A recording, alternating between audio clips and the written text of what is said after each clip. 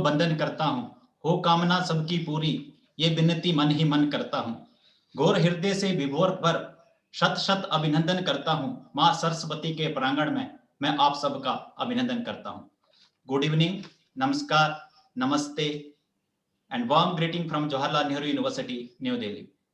I am Sanjeev Sharma, Assistant Director, HRDC JNU, and it gives me an immense pleasure and matter of great pride to host this combined valedictory session for two refresher course. The first one is the refresher course in philosophy, and the second one is the refresher course in e-learning and e-governance. It's a matter of great pride to all of us that today we are completing these course.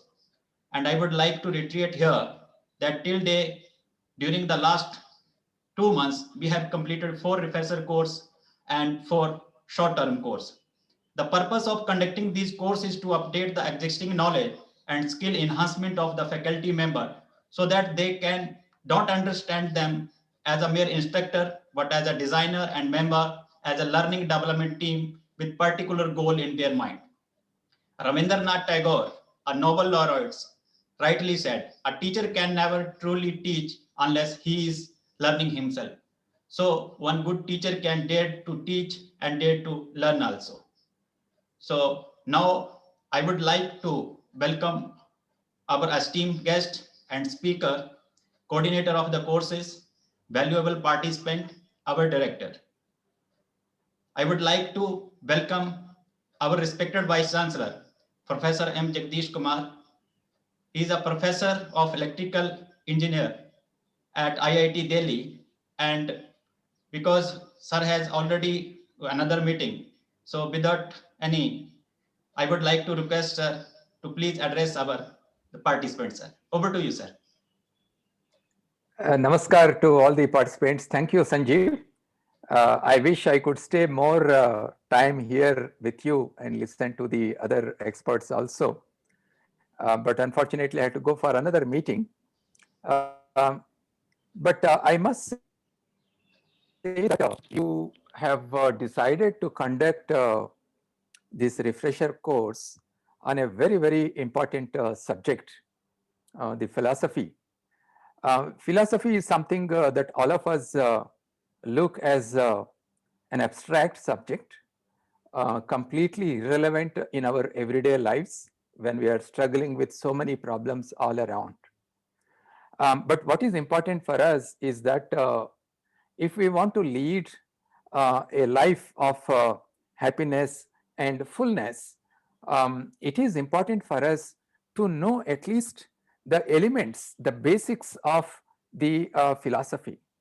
I am of the firm view that right from school education and definitely at the university level education, whether it is students in science, engineering, or social sciences and other areas, it is definitely useful if they learn about the basics of philosophy.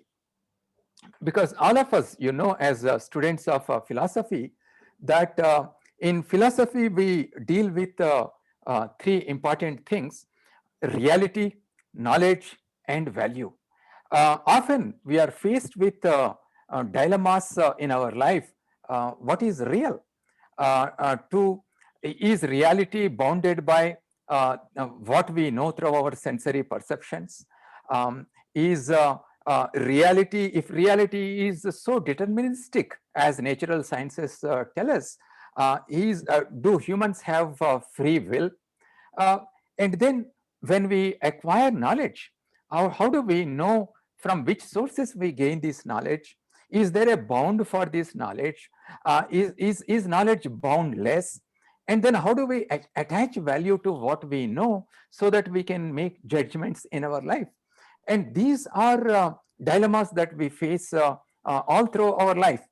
And especially for students studying philosophy, I firmly believe is very, very useful because it will help them develop that important characteristic of a student, critical thinking. When you are faced with philosophical challenges, it forces us to critically think and arrive at certain conclusions. Now, let me give you one simple example of how knowledge, reality, and the value they interplay. The interplay among them will ultimately decide what kind of person that we are and what kind of values that we imbibe within ourselves while we are leading our life. One simple example is how do we decide what is good? Let us say you have a hammer or you have an axe made of iron, and if you keep the iron in the axe in a proper condition, then you can use it for cutting wood. But if you leave it in the ground under rain, under sun, if it gets rusted, then you cannot use it to cut wood. So if I maintain my axe properly to make sure that I can use it when it is required for cutting wood, when you're making sure that the axe, for whatever it is designed to perform certain functions, it is able to do, then you say it is good. But in another context, you can also say that if I cut wood using an axe, I can build a shelter, and that is good, because if I build a shelter, then some human beings can live there, living beings can live there, they can flourish, they can reproduce, and they can pass on this knowledge to the next generation. So you can go on. So depending on the context, you have to decide what is good. So goodness or bad, are they contextual? How do we decide whether there is something called pragmatic good or absolute good? These are all challenges that we face in our life, and a study of philosophy will help us in understanding this. And especially for students, it is very important for us to emphasize to be good communicators, whether it is written ability to write, communicate, or orally, how do you communicate and convince people about your ideas?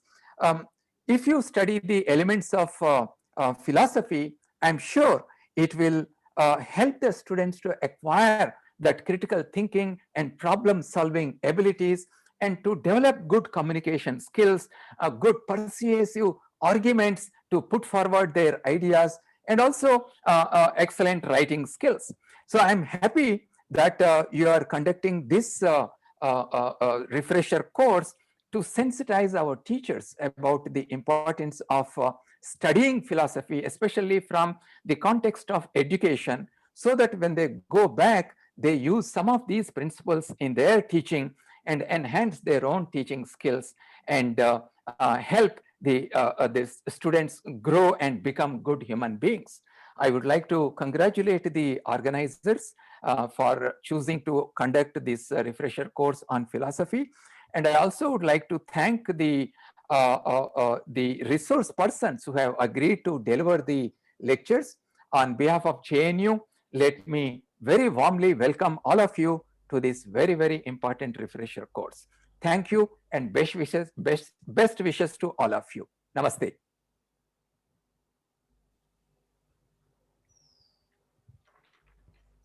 Sir thank you very much. क्योंकि थोड़ा जो कार्यक्रम का हमारा schedule था उसमें थोड़ा सा तब्दीली हुआ था। अब मैं director HRDC JNU professor Brajesh Kumar Pandey sir से, जो इन सब कार्यक्रम के सूत्रधार हैं, हमारे प्रेरक और हमारे मार्गदर्शक, और उन्हीं के सब प्रयासों से ये सफल हो जा रहा है, मैं सर से विनती करूंगा कि आप सभी प्रतिभागियों का स्वागत और हमारे वाइस चांसलर सर का धन्यवाद भी साथ साथ जो है वो कर दें। Over to you sir. Sanjeev ji sir.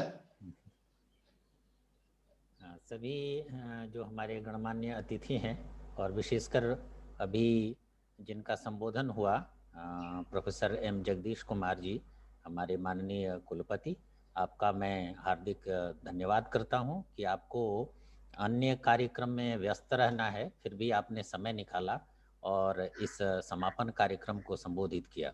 हम आपके अनुग्रहित हैं। आप हमारे प्रारंभिक दिन भी उपस्थित थे, आज भी आप उपस्थित रह करके हमारा आपने मार्गदर्शन किया, और मुझे लगता है हर कार्यक्रम में आपका जो सहयोग है, आपका जो मार्गदर्शन है, हमें मिलता रहता है। और जो हमने 2 कार्यक्रम प्रारंभ किए हैं, विशेषकर जो जिनका आज समापन हो रहा है, ई लर्निंग और ई गवर्नेंस, वो और दर्शन शास्त्र, इन दोनों में आपकी रुचि समान स्तर की है। ई लर्निंग और ई गवर्नेंस का आपका आग्रह हम सबको इस दिशा में कुछ करने के लिए, कुछ सीखने के लिए प्रेरित करता रहता है। और हम सभी जानते हैं कि आप ही के प्रयास से विश्वविद्यालय में पहली बार ई लर्निंग का केंद्र प्रारंभ हुआ। जो हमारे एक समन्वयक हैं प्रोफेसर रविकेश, वो उसके अध्यक्ष भी हैं उस केंद्र के, और वो सब कुछ हमारे कुलपति महोदय की प्रेरणा से संभव हुआ है। हम निरंतर आपका जो ये मार्गदर्शन है उसके लिए संलग्न हैं और उसी दृष्टि से सभी कार्यक्रमों का संचालन कर रहे हैं। तो मैं पुनः बहुत बहुत धन्यवाद करता हूं सर, स्वागत भी करता हूं और धन्यवाद भी करता हूं, क्योंकि आपको किसी अन्य कार्यक्रम के लिए जाना है, तो हम आपके अनुग्रहित हैं सर। मैं इसी के साथ जो सभी पार्टिसिपेंट्स हैं, प्रतिभागी हैं, उन सब का हार्दिक अभिनंदन करता हूं। आज हमारे 2 पाठ्यक्रम, जैसा कि मैंने बताया, उन दोनों का संयुक्त समापन सत्र है। अभी थोड़ी तकनीकी दिक्कत है, जिसके कारण से अभी सम्मिलित नहीं हो पाए हैं हमारे जो आज के मुख्य अतिथि हैं प्रोफेसर रजनीश कुमार शुक्ल जी, जो महात्मा गांधी अंतर्राष्ट्रीय हिंदी विश्वविद्यालय के कुलपति हैं। जैसे ही संभव हो पाता है और वो हमसे सम्मिलित हो पाते हैं, तो हम उनका फिर पृथक से अभिनंदन और स्वागत करेंगे। मैं चूँकि एक हमारे जो कुलपति थे वो तकनीक के विशेषज्ञ हैं और जो दूसरे हमारे अतिथि हैं वो दर्शन शास्त्र के निष्णात विशेषज्ञ हैं, इसलिए हमने दोनों को आमंत्रित किया है। दोनों का मार्गदर्शन प्राप्त करने की कोशिश की है, इसलिए हम दोनों का संयुक्त स्वागत एवं अभिनंदन भी करते हैं। मैं स्वागत अपनी ओर से और HRDC परिवार की ओर से करना चाहता हूं अपने दोनों पाठ्यक्रमों के जो समन्वयक हैं, प्रोफेसर भगत ओएनम, प्रोफेसर संतोष कुमार शुक्ल, प्रोफेसर रविकेश एवं डॉक्टर शीतल शर्मा का, जिनका कुशल निर्देशन, समन्वयन, विषय संयोजन और सुस्पष्ट दृष्टि, ये सब कुछ मिलाकर के जो कार्यक्रम की आज पूर्णता हो रही है उसमें उत्तरदायी है। मैं डॉक्टर संजीव शर्मा सहित HRDC परिवार के जितने भी सदस्य हैं उन सब का अपनी ओर से स्वागत अभिनंदन करता हूं, क्योंकि वर्चुअल मोड में जो ये संचालन हो रहा है उसका कुशलतापूर्वक संचालन उन्हीं के कारण संभव हो पा रहा है। जैसा कि हम सभी जानते हैं कि ई लर्निंग और ई गवर्नेंस आज की युगीन आवश्यकता है। जैसा कि मैंने बताया कि हमारे कुलपति प्रोफेसर M जगदीश कुमार जी का इसके प्रति विशेष आग्रह भी रहता है, तो इसलिए हमने ये कार्यक्रम प्रारंभ किया। इसके पहले भी हमने एक शॉर्ट टर्म कोर्स इस विषय से संबंधित किया था, उसी को विस्तार देते हुए और उसी में गवर्नेंस को शामिल करते हुए हमने अर्थात रिफ्रेशर कोर्स प्रारंभ किया है। और मुझे विश्वास है कि जो हमारा पाठ्यक्रम आज संपन्न हो रहा है उससे हमारी प्रतिभागियों की जिज्ञासा शांत हुई होगी, कुछ न कुछ उसमें नया करने की प्रेरणा मिली होगी और उनका ज्ञानवर्धन हुआ होगा। आप सभी जानते हैं कि दर्शन शास्त्र भारतीय परंपरा का प्राण तत्व है, इसलिए हमने दर्शन शास्त्र का जो विषय रखा, थीम रखा, वो भारतीय दार्शनिक ज्ञान परंपरा को रखा। और जो समष्टि से प्रारंभ होकर, व्यष्टि से प्रारंभ होकर, अर्थात व्यक्ति से प्रारंभ होकर समष्टि एवं सृष्टि को समाहित करती हुई परमेष्टि तक की यात्रा, ये जो संपूर्ण भारतीय ज्ञान परंपरा है उसका ये वैशिष्ट्य है। इसका परीक्षण, संरक्षण एवं संवर्धन तथा इसको समग्रता में समझने का प्रयास इस पाठ्यक्रम का ध्येय था। जैसा कि हमारे कुलपति महोदय ने भी इंगित किया कि जो दर्शन है वह हमारे संपूर्ण जीवन से, संपूर्ण विषयों से संबंधित है और हमारे जीवन को सर्वांगपूर्ण बनाने में उसकी महती भूमिका है।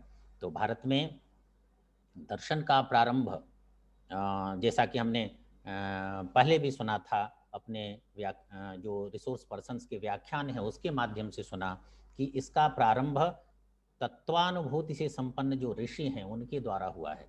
वह केवल विश्वविद्यालयों के दर्शन शास्त्र पढ़ाने वाले प्राध्यापकों या प्रोफेसर्स के द्वारा नहीं हुआ है।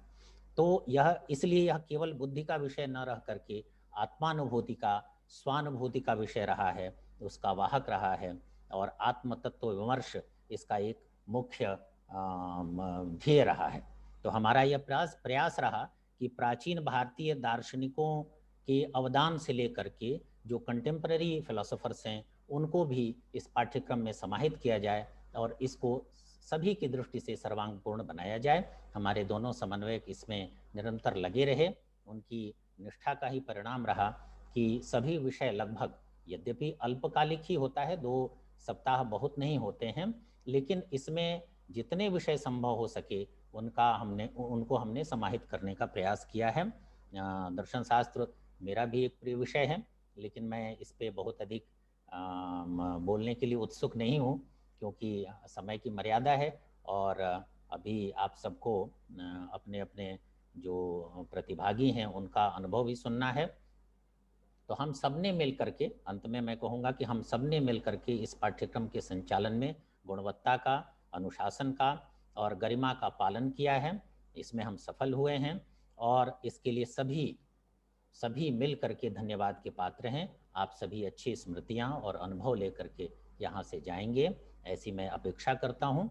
और मैं जैसा कि हर बार करता हूँ, कोरोना काल के बाद आपको निमंत्रित भी करता हूँ कि आप फिजिकल रूप से कभी आएंगे, हमारे विश्वविद्यालय में आएंगे। यहाँ का जो उन्मुक्त प्राकृतिक वातावरण है और जो उन्मुक्त शिक्षा का जो एक माहौल है उसका अनुभव करेंगे। उसमें बहुत सारे आप ऐसे भी होंगे जो यहाँ के विद्यार्थी रह चुके होंगे या यहाँ से उनका जुड़ाव होगा।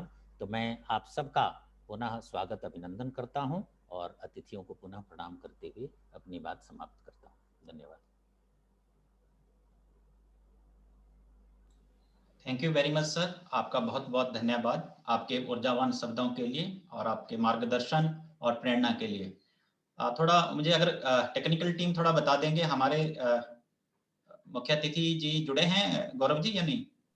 नहीं सर, अभी नहीं जुड़े सर। जी धन्यवाद। सो कार्यक्रम को मैं आगे बढ़ाते हुए, as we all know that no refresher course can take shape without the hard work of the coordinators, and we have all the very dedicated and the enthusiasm dedicated coordinators, and by their effort that today we are in a the day that we are completely or successfully completed all these 2 courses. And now this is a time to share a brief report from the coordinator. I would like to request the coordinator of the philosophy, Professor Bhagat sir, kindly share the brief report of your course, sir. Over to you, sir.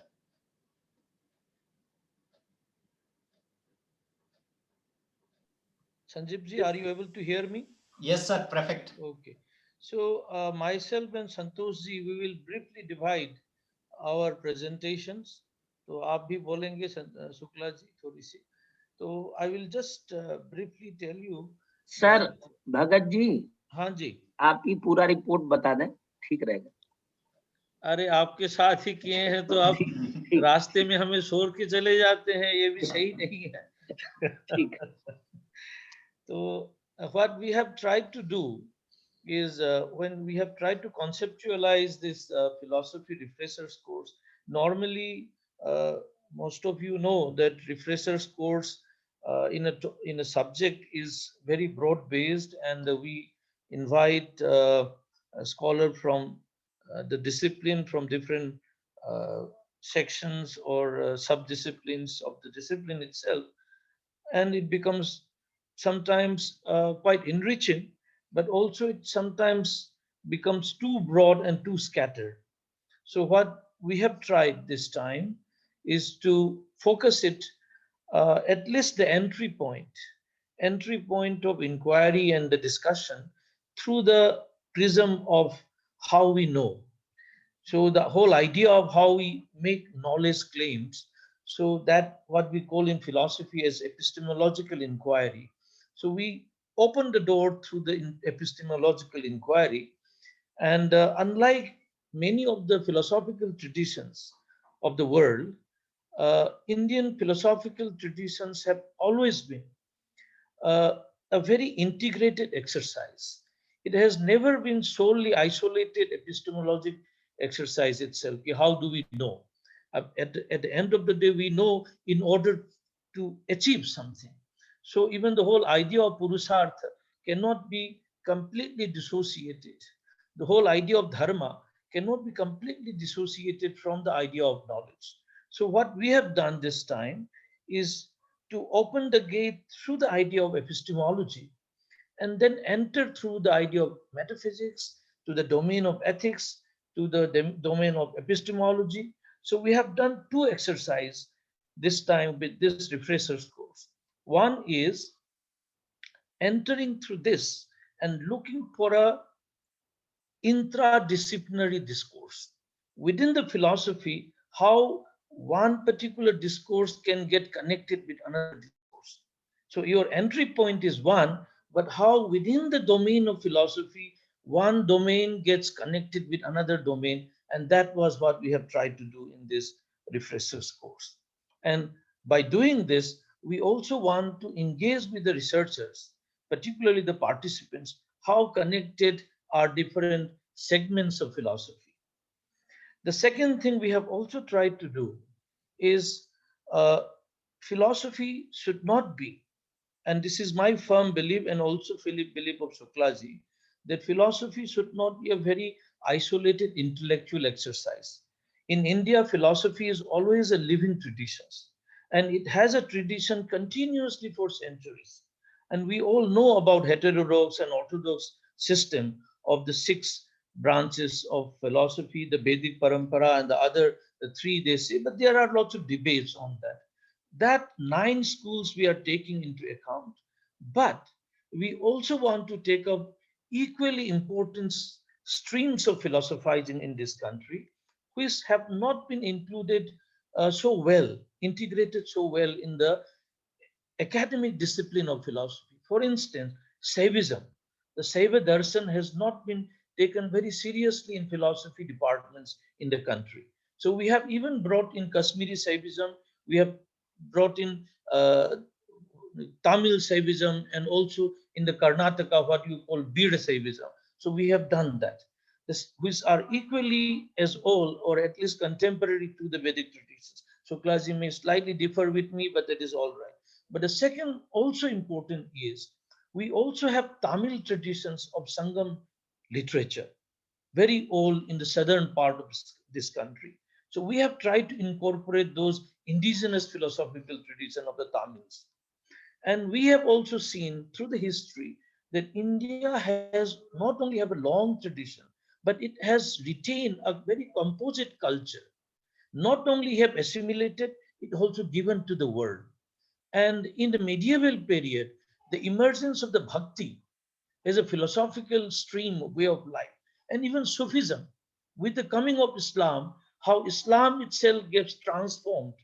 The Indian Sufism was something we have tried to even incorporate in this whole discourse. And I think we have very successfully done that. And something we have also, because I belong to Northeast, and I took advantage of that. And that is, take the participants to the northeastern part of India, where we know so little how much bhakti movement has gone to the far east of this country itself. And I strongly believe that this kind of philosophical thoughts and engaging with this thought is the best way to integrate this country. And that is what, we have to look. The role of philosophy precisely lies in this. So we have tried in this, and the Suklaji will include further onto how it has gone, how well, how limited weaknesses and strength of these courses. He has been very continuously. आप ही बताएंगे इसको, आप ही ज्यादा बता पाएंगे मेरे से ज्यादा, तो आप पर थोड़ा आप बता दीजिएगा.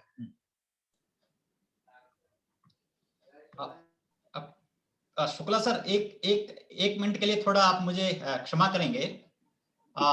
हमारे लिए बहुत ही ये सौभाग्य का क्षण है और हर्ष का विषय है. हमारे आज के माननीय मुख्य अतिथि महोदय, माननीय परम श्रद्धेय प्रोफेसर रजनीश कुमार शुक्ला जी हमारे साथ जुड़ चुके हैं. हम सभी को और हम सभी प्रतिभागियों को अपना आशीर्वाद देने के लिए हम कार्यक्रम को आगे बढ़ाएंगे. उनसे पहले मैं उनका परिचय और परिचय के बाद हमारे निदेशक महोदय उनका स्वागत करेंगे. में मौजूद हमारे माननीय मुख्य अतिथि महोदय किसी भी तरह से परिचय के मोहताज नहीं है, क्योंकि वो ऐसा व्यक्तित्व हैं जिनका परिचय देने के लिए सारे स्वर और व्यंजन की सीमा कम लगती है। आप स्वयं एक अध्यापन के क्षेत्र से जुड़े हुए हैं और वर्तमान में अंतर्राष्ट्रीय हिंदी विश्वविद्यालय के उप कुलपति के पद को सुशोभित करते हुए निरंतर आदर्श मूल्यों को अग्रसर कर रहे हैं। मैं बहुत से कार्यक्रमों में आपको सुना हूं और आपसे हमेशा ऊर्जा मिलती है। आप हमारे साथ रहते हैं और भारत की नई युवा पीढ़ी के लिए आप बहुत ही एक रोल मॉडल के रूप में हैं। आपने अंडर ग्रेजुएट के लिए एक पाठ्यक्रम जो बनाया था राष्ट्रीय गौरव, वो बहुत ही संपूर्ण देश में प्रचलित है और ये हमारे लिए हर्ष और सौभाग्य का विषय है कि आप हमारे बीच में हैं। मैं आपका स्वागत करता हूं, नमस्कार करता हूं और अपने निदेशक महोदय से विनम्र निवेदन करता हूं कि आप आज के मुख्य अतिथि महोदय जी का स्वागत करें। धन्यवाद डॉक्टर संजीव। मुझे बहुत ही खुशी है, हर्ष है कि हमारे बीच में हमारे आज के इस समापन कार्यक्रम के मुख्य अतिथि माननीय प्रोफेसर रजनीश कुमार शुक्ल जी, जो महात्मा गांधी अंतर्राष्ट्रीय हिंदी विश्वविद्यालय के कुलपति हैं, विख्यात दर्शन शास्त्री हैं, तुलनात्मक धर्म दर्शन के विशेषज्ञ हैं और हम सबके न केवल सुपरिचित हैं अपितु अपनी सक्षम उपस्थिति से भारतीय ज्ञान धारा के चेतन प्रवाह को अजस्र बनाए रखने में अहर्निश संलग्न है। मैं आपका स्वागत एवं अभिनंदन करता हूं श्रीमान। आपका आना हमारे लिए उत्साह का एक तत्व बना है। हम आपको निरंतर सुनते रहते हैं और जेएनयू के एचआरडीसी के इस मंच पर आपका स्वागत करते हुए हमें विशेष खुशी इसलिए हो रही है कि हमने जो ये 2 पाठ्यक्रम संचालित किए थे, आज उनका समापन है। पहला तो जो ई लर्निंग और ई गवर्नेंस है, दूसरा दर्शन शास्त्र में पुनश्चर्या पाठ्यक्रम। लेकिन दर्शन शास्त्र में जो पुनश्चर्या पाठ्यक्रम है उसका मुख्य विषय भारतीय दार्शनिक परंपरा थी।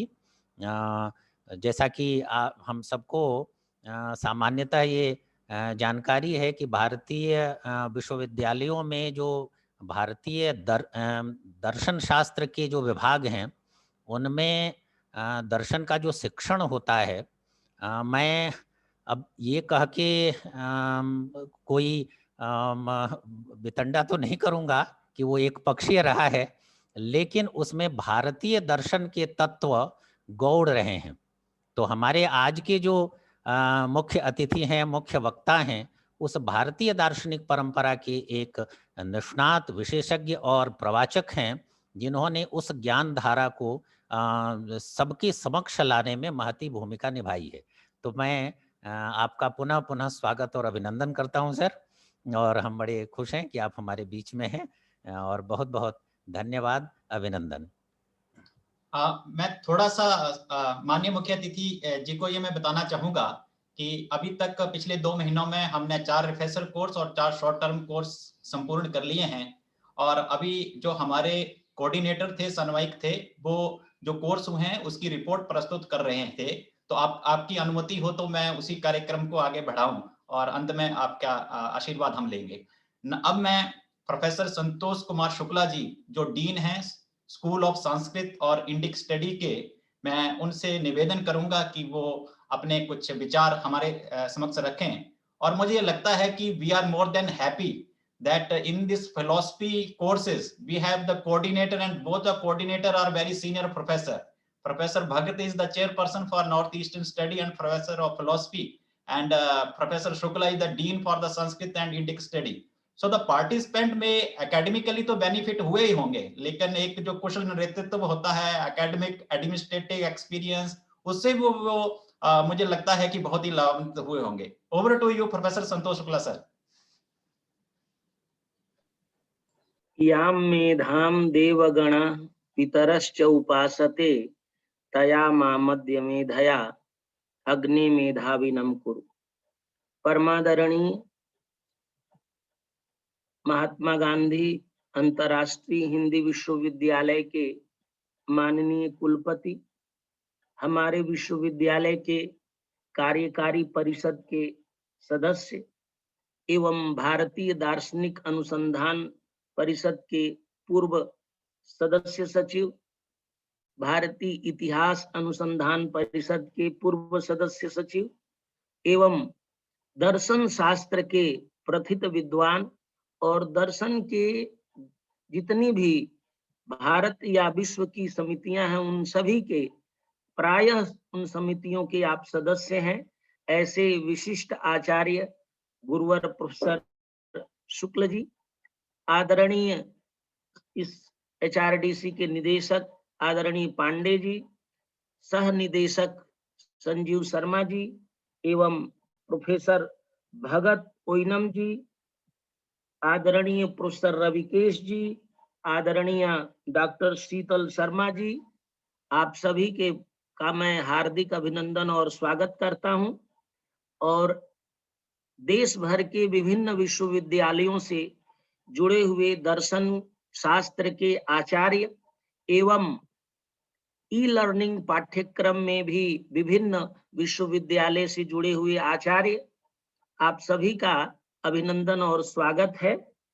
हम लोग 2 सप्ताह के इस दर्शन शास्त्र की पुनश्चर्या पाठ्यक्रम में दर्शन शास्त्र के विभिन्न पक्षों पर हम लोगों ने विचार विमर्श किया।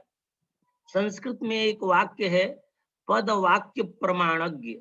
तो कोई विद्वान तभी होता है जब फिलॉसफी ऑफ लैंग्वेज अर्थात व्याकरण शास्त्र का विद्वान, मीमांसा का विद्वान, वाक्यार्थ शास्त्र का और प्रमाण शास्त्र का विद्वान बनता है, तब उसको हम लोग विद्वान कहते हैं। तो हम लोगों ने दर्शन शास्त्र में प्रमाण शास्त्र को लेकर, प्रमाण मीमांसा को लेकर के यह 2 सप्ताह की जो पाठ्यक्रम चर्या थी उसमें हम लोगों ने इस पर विचार विमर्श किया। और न केवल जो हमारे दर्शन के शास्त्र हैं, शास्त्रीय संप्रदाय हैं, चाहे पुराण न्याय हो, मीमांसा हो, वेदांत हो, बौद्ध हो, जैन दर्शन हो, इन सभी दार्शनिक संप्रदायों के विभिन्न पक्षों को और विशेषकर प्रमाण मीमांसा के पक्ष को लेकर के देश एवं विदेश के बहुत सारे माननीय आचार्यों ने सहभागिता की।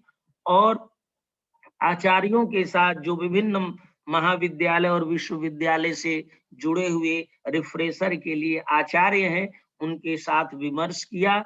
और समकालीन भारतीय दर्शन पर भी हम लोगों ने, चाहे अंबेडकर हो, चाहे विवेकानंद हो, इन सभी विषयों को भी हमने उनकी भी प्रमाण मीमांसा पर विमर्श किया। और इतने योग्य और श्रेष्ठ दर्शन के मर्मज्ञ हमारे प्रतिभागी थे कि उन्होंने इन सभी विषयों पर न केवल एक प्रस्तुति की, अपितु उन्होंने सभी लोगों ने एक शोध पत्र भी, एक सुंदर शोध पत्र भी प्रस्तुत किया।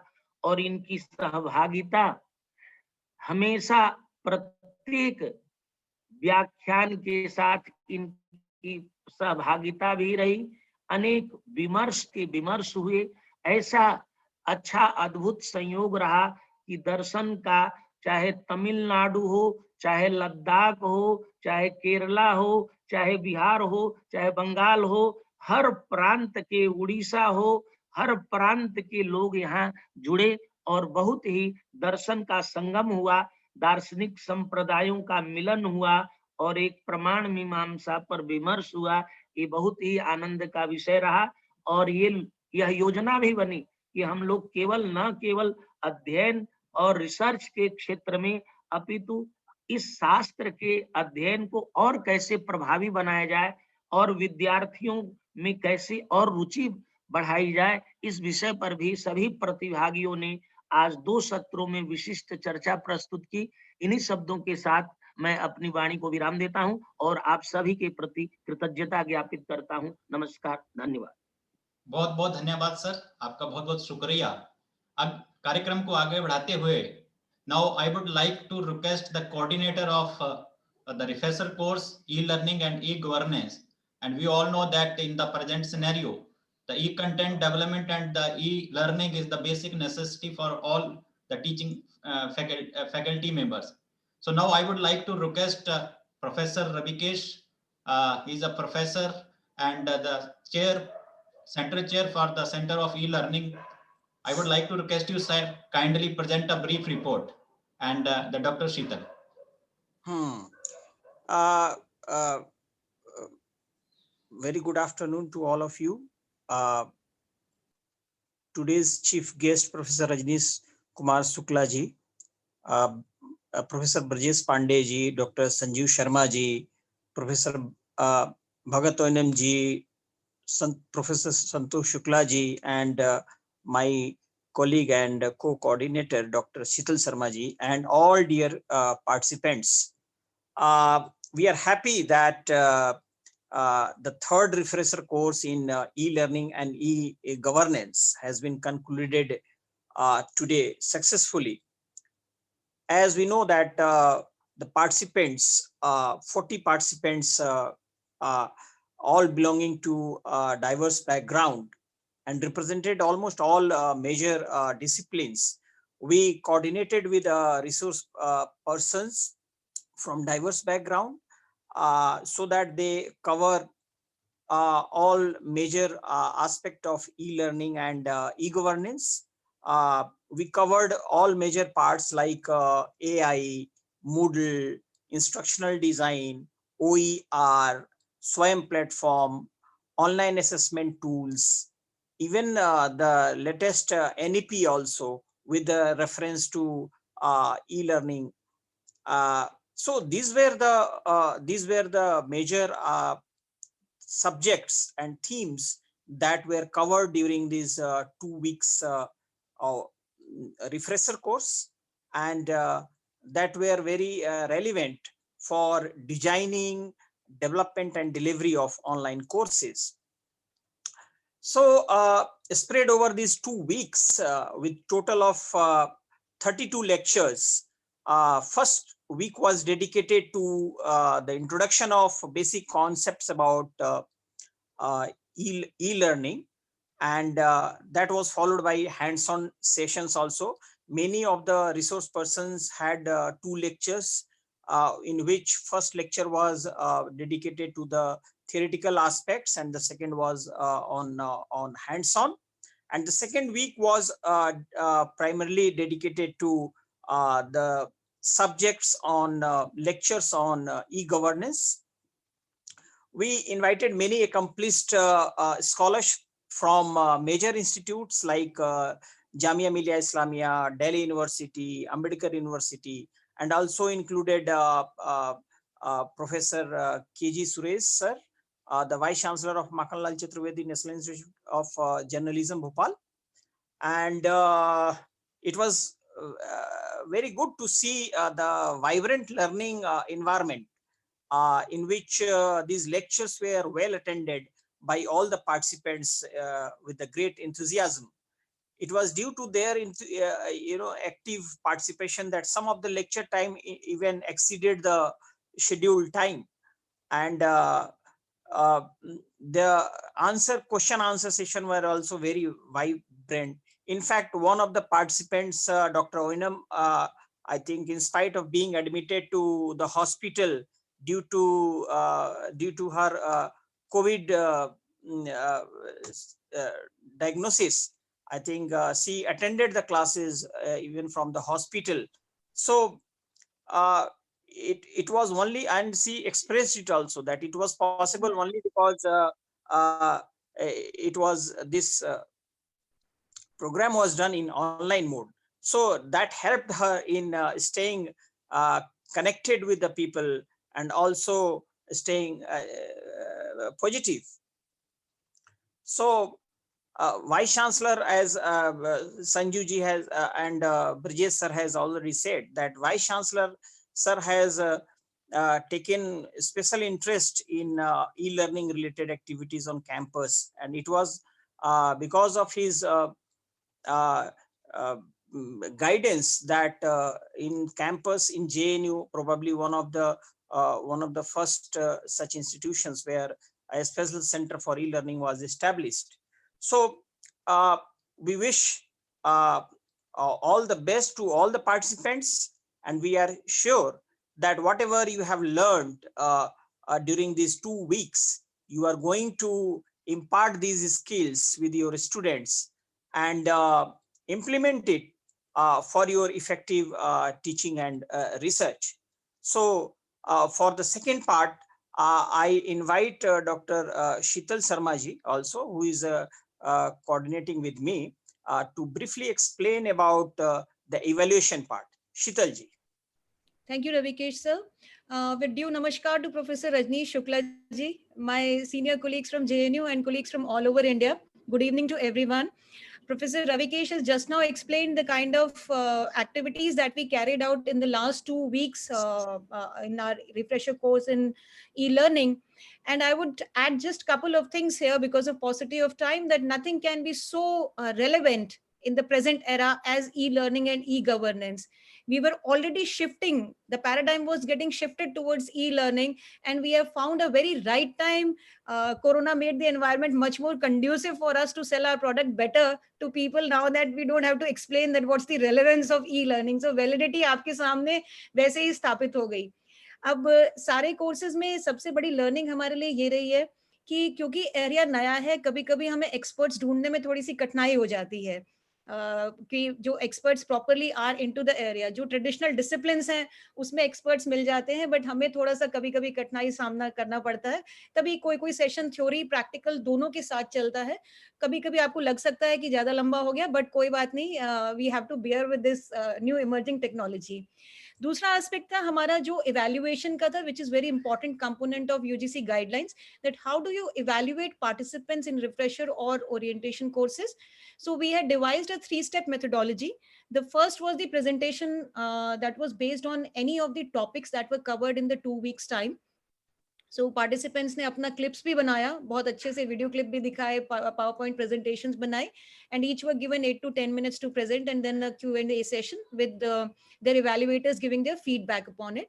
The second was a Google form MCQ in which we had given 20 questions, and each question was for 2 marks or 1 marks, and then they submitted within half an hour online.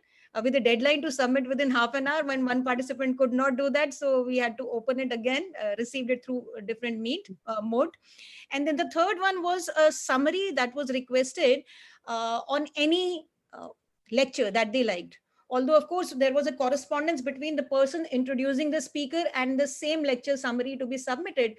But because number of participants were more, so हमने उनको ये पूरा छूट दिया था कि आप किसी भी लेक्चर को जो आप समझते हैं कि आपको अच्छा लगा, अट्रैक्टिव था आपकी दृष्टि से, आप उसके ऊपर समरी लिख के दीजिए. So ये 3 मोड्स ऑफ इवैल्यूएशन थे. हमने बहुत कुछ लर्न किया, बहुत कुछ सीखा, बहुत कुछ शेयर किया. आप सभी का बहुत बहुत धन्यवाद और आभार. नमस्कार. Thank you, Professor Ravikesh sir and Dr. Sheetal Sharma madam. Thank you very much. अब हमारे लिए जिस समय का हम इंतजार कर रहे थे वो समय आ गया है, और अब मैं आज के माननीय मुख्य अतिथि महोदय जी से विनम्र निवेदन करूंगा कि आप अपना आशीर्वचन और हमारा मार्गदर्शन करें. Over to you, Professor Rajneesh sir.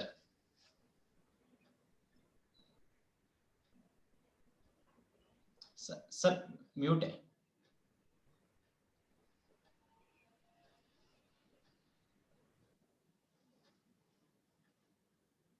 सबको नमस्कार.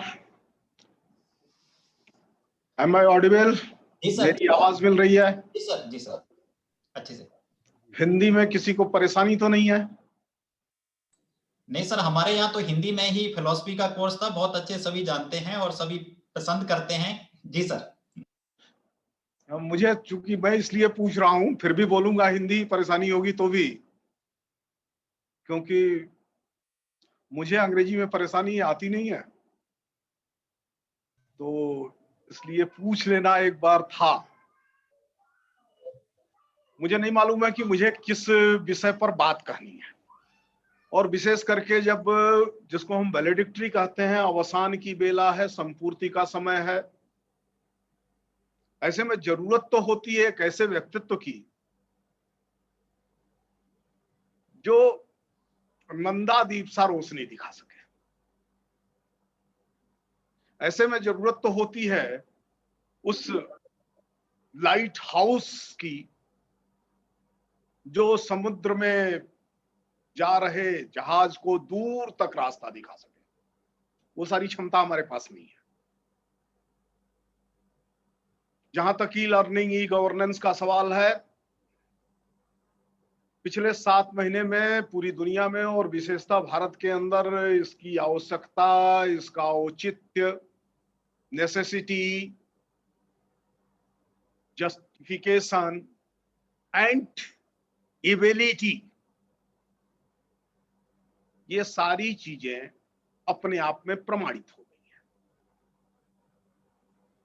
विशेष करके उस पीढ़ी के बीच बात करनी है जिसने अभी एक रिफ्रेशर कोर्स भी किया है, और एक उस जनरेशन से अध्यापकों की एक पीढ़ी संबद्ध है जिस पीढ़ी को स्वाभाविक तौर पर हम मानते हैं कि ये टेक्नो से भी जनरेशन है। मेरे जैसे आदमी को बात करनी है जिसके लिए इस टेक्नोलॉजी के साथ अपना संबंध बनाए रखना अत्यंत कठिन है, लगभग असंभव सा है।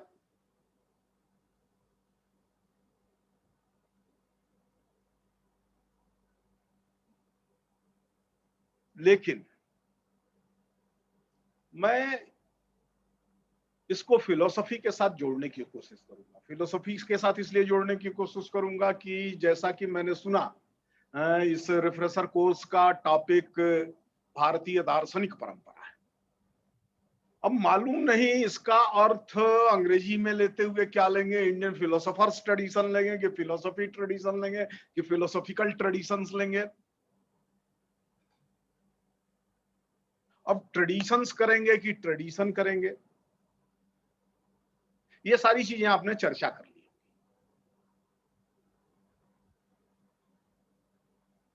लेकिन एक बात महत्वपूर्ण है, दर्शन और दार्शनिक परंपरा, यह मनुष्य क्या वह यत्न है जिसमें वह बाह्य स्थितियों और अपने वैचारिक प्रत्यय के बीच सामंजस्य स्थापित।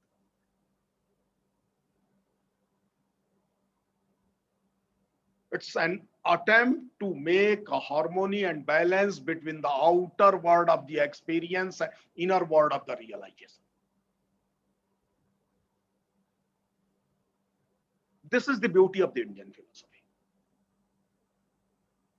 As so far the Western philosophy is concerned, different schools and different concepts of the philosophy always divided philosophy in a binary system.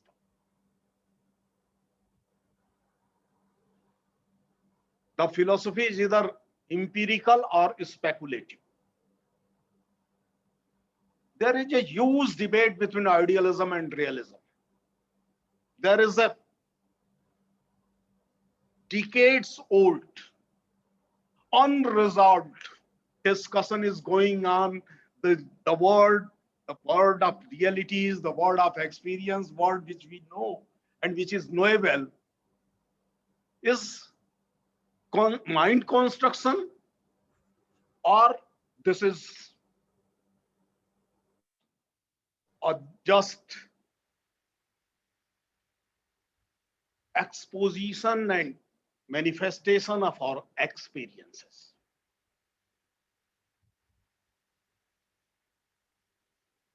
भारतीय दर्शनों को भी हमने पिछले 100 वर्षों में इन्हीं संदर्भों में समझने की कोशिश की है, जिसके कारण से कुछ कठिनाई है।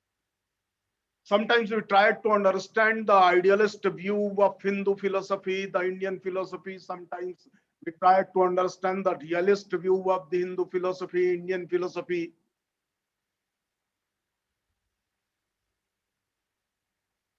ये उतना ही बचकाना है जितना आज के जमाने में हम कहें कि जो ये डिजिटल वर्ल्ड है, वर्चुअल वर्ल्ड है, जो रियल वर्ल्ड है, दोनों एक से हैं या एक दूसरे की उत्पत्ति कर रहा है, एक दूसरे का कारण है।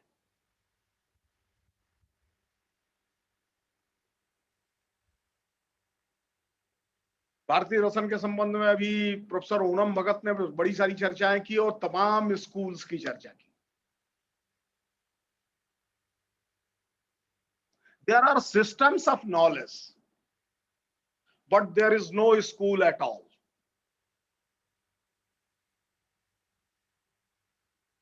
जब हम इंडियन फिलोसफी को स्कूल्स में डिवाइड करते हैं, 6 स्कूल्स की बात करें, 9 स्कूल्स की बात करें, 12 स्कूल्स की बात करें, और numerous schools of Indian philosophy की बात करें,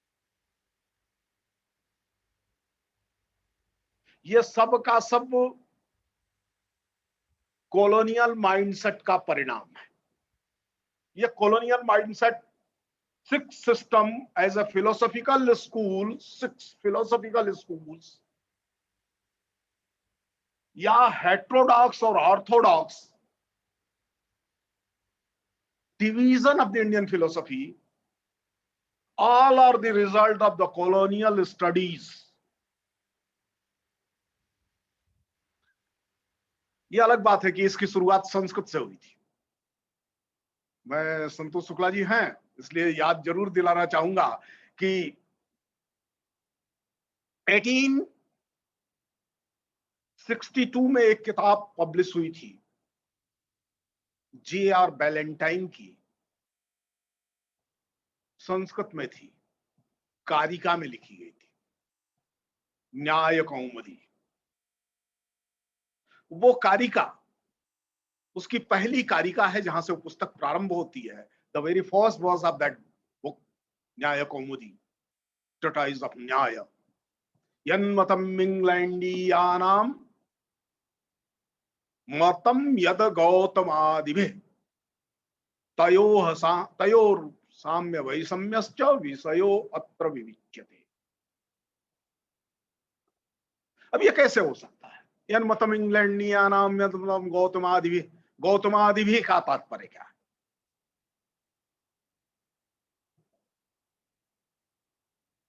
अब गौतम को प्रारंभ और गौतम की परंपरा के आचार्यों की बात कर रहे हैं, तो पूरा का पूरा जो आन्वीक्षिकी विद्या प्रस्थान है, जिसको प्रमाण शास्त्र के रूप में जाना जाता है,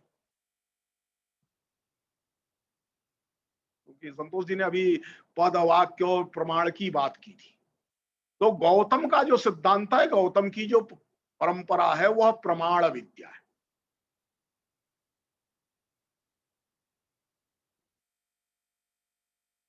अब प्रमाण की परंपरा के सभी आचार्यों के मत का क्या इंग्लैंड की इम्प्रेसिस्ट परंपरा, जो उनकी ट्रेडिशनल फिलोसफी है, उसके साथ तुलना की जा सकती है?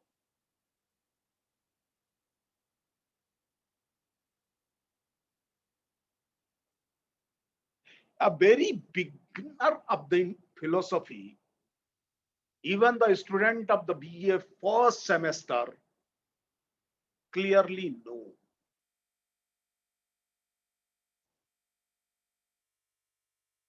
कि जो आइडियलिस्ट ट्रेडिशन है,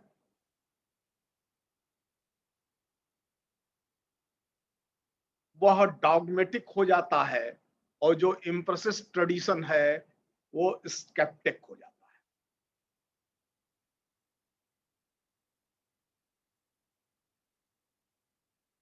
ब्रिटेन की पूरी ट्रेडिशन अप टू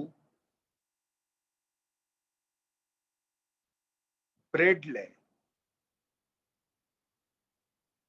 और even after Bradley, logical positivism and revolt of the G मूर,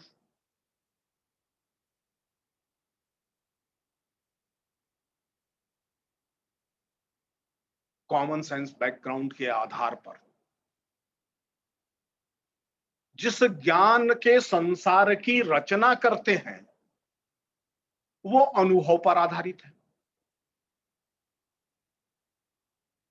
गौतम की न्याय की परंपरा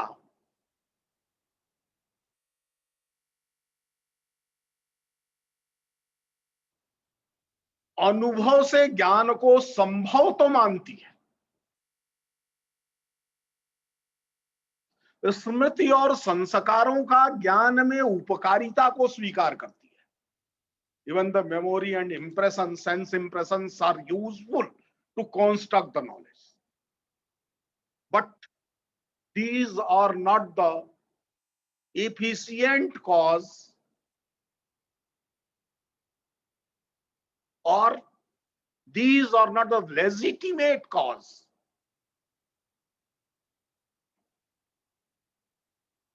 In origin and construction of the knowledge.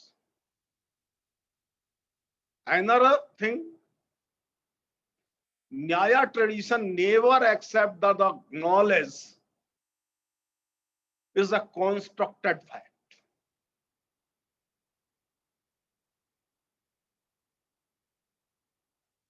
लेकिन उसके बाद इनके बीच साम्य को देखने की लंबी कोशिश की।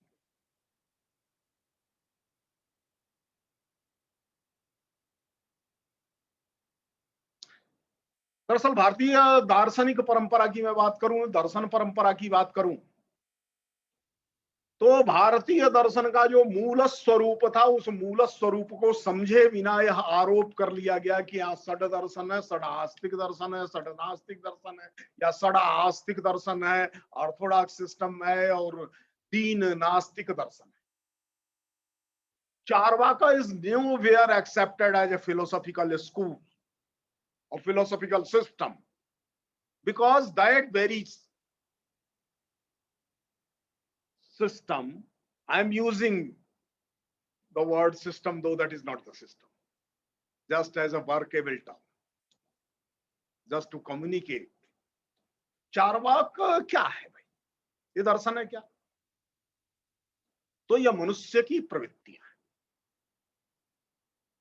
इसलिए चार्वाक दर्शन हेटेरोडॉक्स सिस्टम में भी पूर्व पक्ष के रूप में प्रस्तुत होता है। समस्त नास्तिक परंपराओं में भी चार्वाक दर्शन पूर्व पक्ष के रूप में प्रस्तुत। चार्वाकों को हटा दें तो दर्शन का लक्ष्य संपूर्ण भारतीय परंपरा में एक है, वो है मुक्ति है, लिबरेशन है। पर यह मुक्ति क्या है? मुक्ति का वो है, लिबरेशन का, निर्वाण का वही स्वरूप है क्या जो स्वरूप यूरोप में समझा जा रहा था?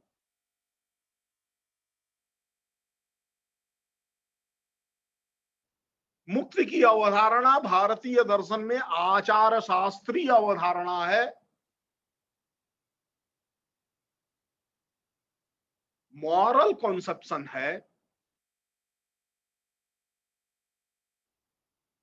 and one can attain the liberation only through the good conduct. अब कोई कह सकता है कि यहां तो दो प्रकार की स्त्रियां हैं, कर्म से मुक्ति होगी, ज्ञान से मुक्ति होगी, भक्ति से मुक्ति होगी। ज्ञान से मुक्ति का महत्वपूर्ण सिद्धांत इसलिए कि ऑर्थोडॉक्स सिस्टम में, हेटेरोडॉक्स सिस्टम में दोनों प्रकार की, नास्तिक आस्तिक दोनों प्रकार की परंपराओं में ज्ञान से मुक्ति की अवधारणा स्वीकृत है।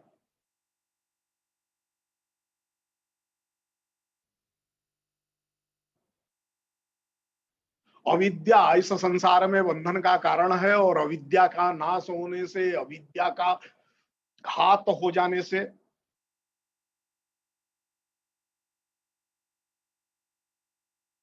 मुक्ति की प्राप्ति होती है, मोक्ष की प्राप्ति होती है, निर्वाण की प्राप्ति होती है।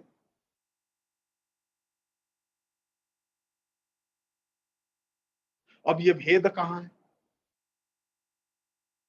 यानी आचार के स्तर पर हेटेरोडॉक्स ऑर्थोडॉक्स सिस्टम में भेद कहां खड़ा किया जा सकता है? दूसरा प्रश्न आता है कि अब सृष्टि मीमांसा के आधार पर, ऑन्टोलॉजी के आधार पर, मेटाफिजिक्स के आधार पर कहेंगे तो हेटेरोडॉक्स सिस्टम में एक स्कूल ऐसा है जो किसी प्रकार के मेटाफिजिकल एंटिटीज को नहीं स्वीकार करता है।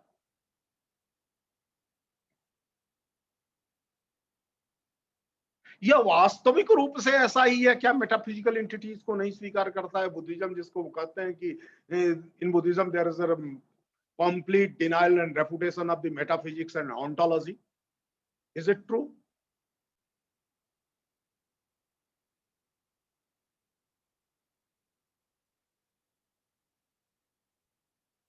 तो ये ध्यान में आएगा, this is not the fact based on the fact. This assumption is not based on the facts. क्यों? हम बुद्धिस्ट लॉजिक की बात करें, दिग्नाग की बात करें, धर्मकीर्ति की बात करें, तो ये जो स्वलक्षण है जिसके संबंध में एक स्थान पर वो कहता है सन्निधान असन्निधान प्रतिभास वेदा, दूर पास नजदीक होने से उससे जितना सन्निधान होगा, जितनी दूरी होगी, उस हिसाब से जो ज्ञान बनता है सामान्य लक्षण के रूप में, उसमें भेद आता है। दूसरी तरफ वो कहता है कल्पना पूर्णम, which is beyond the categories.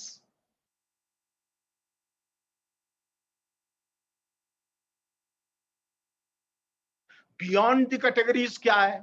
तो वो कांट में हो चाहे धर्मकीर्ति में हो, जो स्वलक्षण है, जो न्यूमेनन है, वो न्यूमेनन अननोन एंड अननोएबल ही है।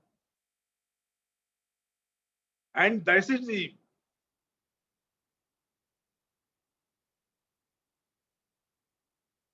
Only reality. अर्थात अनुभव के आधार पर सत्ता के मूल स्वरूप को नहीं जाना जा सकता। ये बात आइडियलिस्ट ट्रेडिशन कह रही है।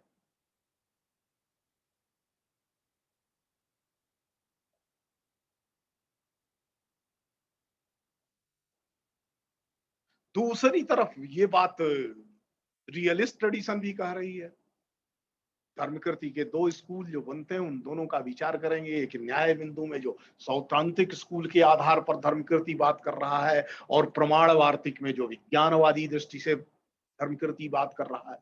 लेकिन दोनों में जगत की निर्मिति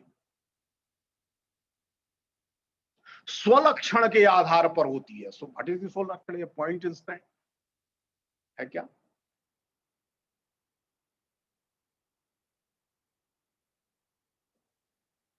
वेदांतिक दृष्टि से बात करें तो यहां भी यह जगत अविद्याजन्य है। ब्रह्म तो अपने मूल स्वरूप में अज्ञात और अज्ञेय है, वर्गणाओं से नहीं जाना जा सकता है, कैटेगरीज से नहीं जाना जा सकता। यतो वाचा निवर्तन्ते अप्राप्य मनसा।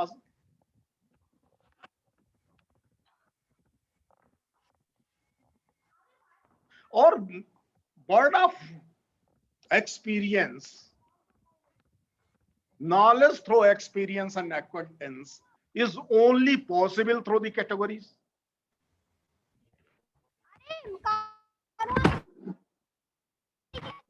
अन्यथा chaotic manifold ही रहेगा और तो कुछ नहीं होगा। सेंस डाटम मात्र ही रहेंगे और तो कुछ नहीं होगा। मैंने डाल दिया, मैं ले आता हूँ। नहीं भैया, Dr. Sonia Rani, please unmute yourself. Mute, please mute. Please, Dr. Sonia, mute yourself.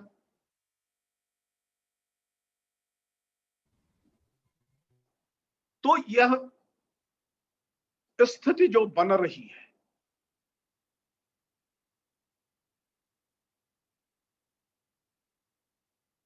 अब कहा कि षड दर्शन है। ये षड दर्शन शब्द कहां से आया? Is there any words like षड दर्शन for the 6 schools of the Indian philosophy?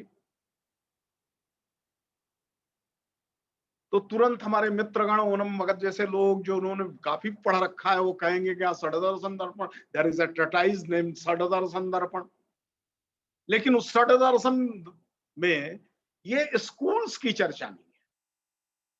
That is the method of the practice.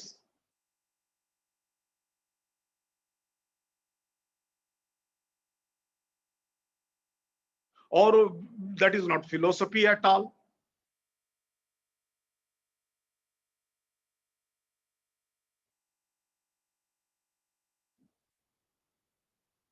आखिर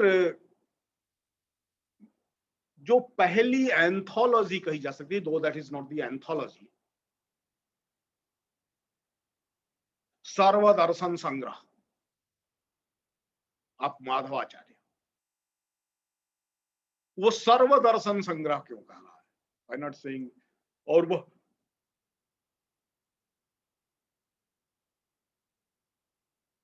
सब मिलाकर के 14-15 प्रकार के दार्शनिक प्रस्थानों की बात करता है।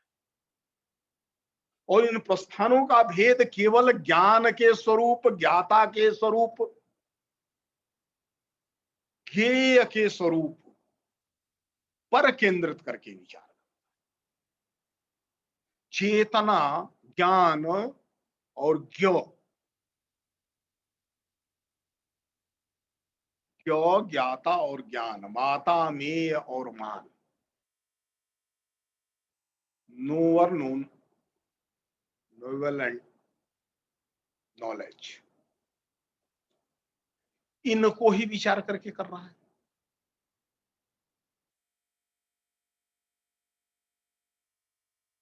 सिक्स सिस्टम कहने के बाद इंडियन फिलोसफी को एक क्लोज सिस्टम बना देना आसान है,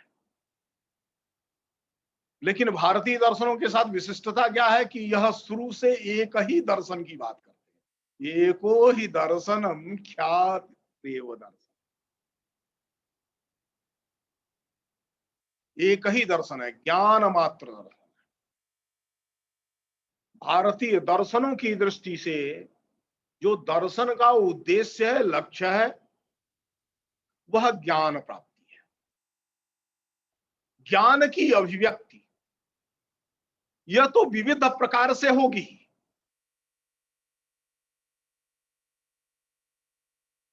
हम सारे लोग फिलोसफी के बेसिक ज्ञान के तौर पर जानते ही भी है कि जब हम किसी टेबल को देख रहे होते हैं तो एक ही टेबल को भिन्न भिन्न एंगल से भिन्न भिन्न प्रकार का देख रहे हो।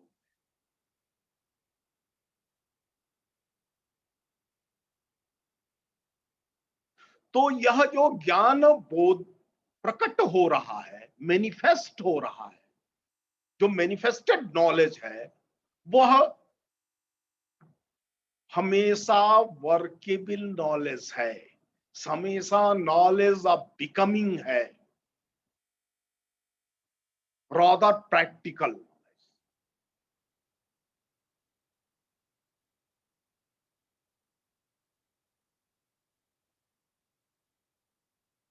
तो ज्ञान मनुष्य को जो हो रहा है इंद्रिया अनुभव के द्वारा, जिसमें हम नॉवेल्टी, नेसेसिटी इत्यादि पदों को खोजते रहते हैं, वह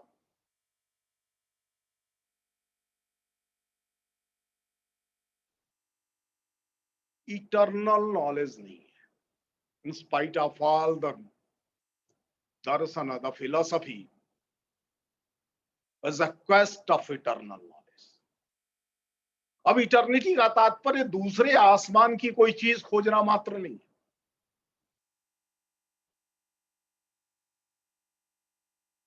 अपितु कुछ इटर्नल नॉलेज को सामने रखते हुए त्रिकालाबाधित अव्यभिचरित, जिसको हम सत्य ज्ञान कहते हैं, उस सत्य ज्ञान को सामने रखते हुए उस सत्य ज्ञान के आधार पर जगत में होने वाले परिवर्तनों को समझना और उन परिवर्तनों के अनुरूप मनुष्य के लिए आचरण की विधि निर्धारित।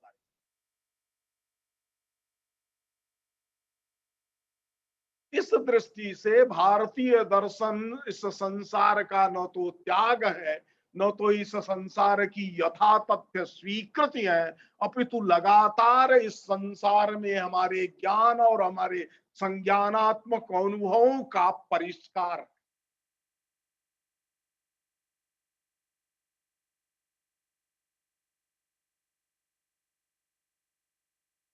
पर कठिनाई क्या, अब इस दृष्टि से बात करते हैं तो सर्वत्र एक ही बात दिखाई देती है, वह कि अंतिम रूप से जाना जाना शेष है। अब अंतिम ज्ञान की कसौटी क्या होगी?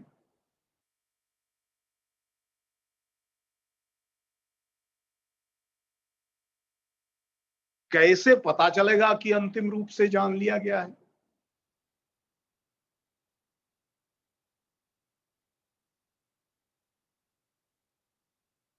यहीं पर भारतीय दर्शन आचार शास्त्र के लिए एक प्रस्थान बिंदु देते हैं। इसलिए अगर भारतीय दर्शनों में ही आचार शास्त्र खोजने लगेंगे, एथिक्स खोजने लगेंगे, मॉरलिटी खोजने लगेंगे, तो वो मिलेगी नहीं। मिलेगी तो केवल एक स्कूल में मिलेगी, मीमांसा में मिलेगी।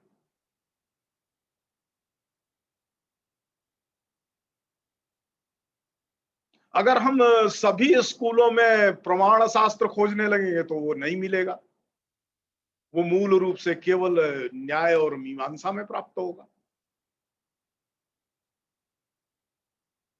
वेदांत और योग में प्रमाण शास्त्र की उस रूप में प्राप्ति नहीं संभव है।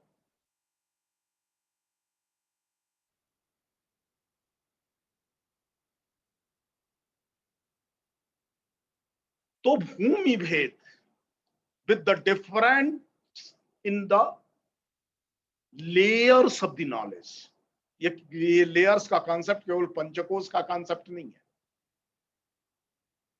Different status of knowledge. हम जगत के संबंध में जानना चाहते हैं, अपने बाहर फैले हुए इंद्रियानुभव के संसार को जानना चाहते हैं, तो ज्ञान की प्रक्रिया अलग है। हम प्रत्ययों के संसार को, वर्ड ऑफ आइडियाज को जानना चाहते हैं,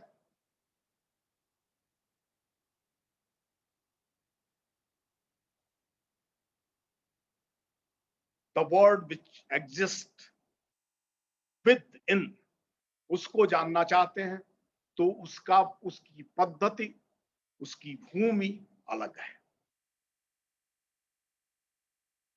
हम क्रिया को जानना चाहते हैं, कर्म को जानना चाहते हैं, कर्म के औचित्य को जानना चाहते हैं, कर्म फल के संबंध को जानना चाहते हैं, तो उसकी भूमि अलग है।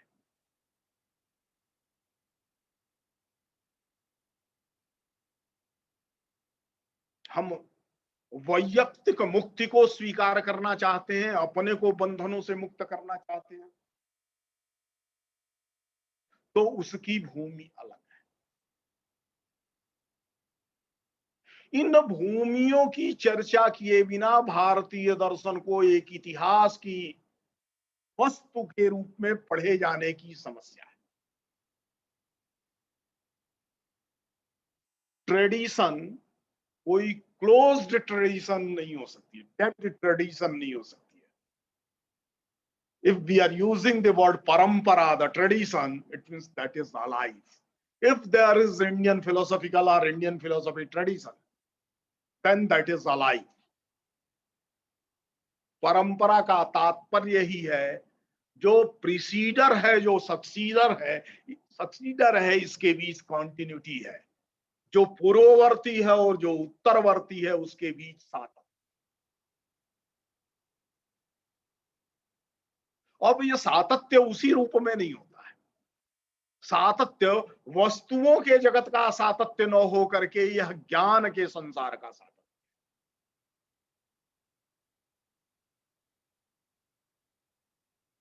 ज्ञान के संसार का सातत्य होने के नाते इसमें निरंतर परिष्कार की संभावना है। As so far the Indian tradition is concerned,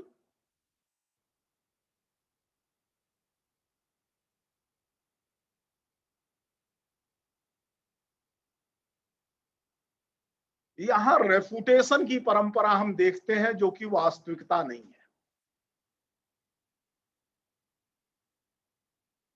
हमने पूर्व पक्ष के रूप में कुछ दर्शनों को स्वीकार किया और कहा उत्तर पक्ष में जो दर्शन आता है वो पूर्व पक्ष का खंडन करता है।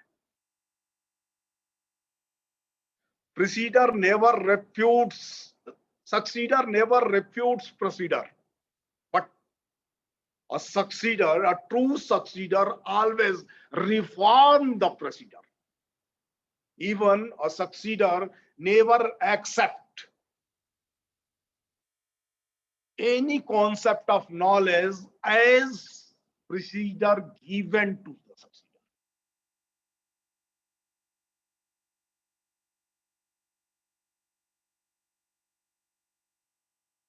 यदि ऐसा होता तो सिर्फ एक उदाहरण के साथ पूरी करूंगा मैं अपनी बात को।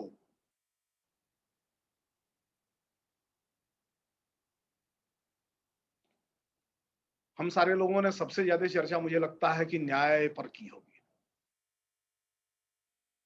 स्वाभाविक है कि फिलोसॉफी की हम जब चर्चा करते हैं तो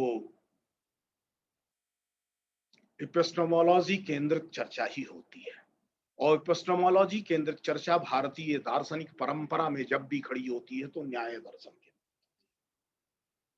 भारतीय दर्शन ने इसको माना प्रदीप सर्व विद्यानां उपाय सर्वकर्माणाम आश्रय सर्वधर्माणाम सेयम मानवीक्षिकी मता।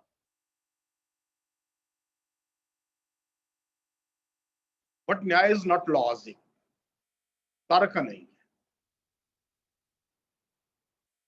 न्याय का उपयोग, न्याय में तर्क की भूमिका, जो उपाधि है, जो सुपर इम्पोजिशन है,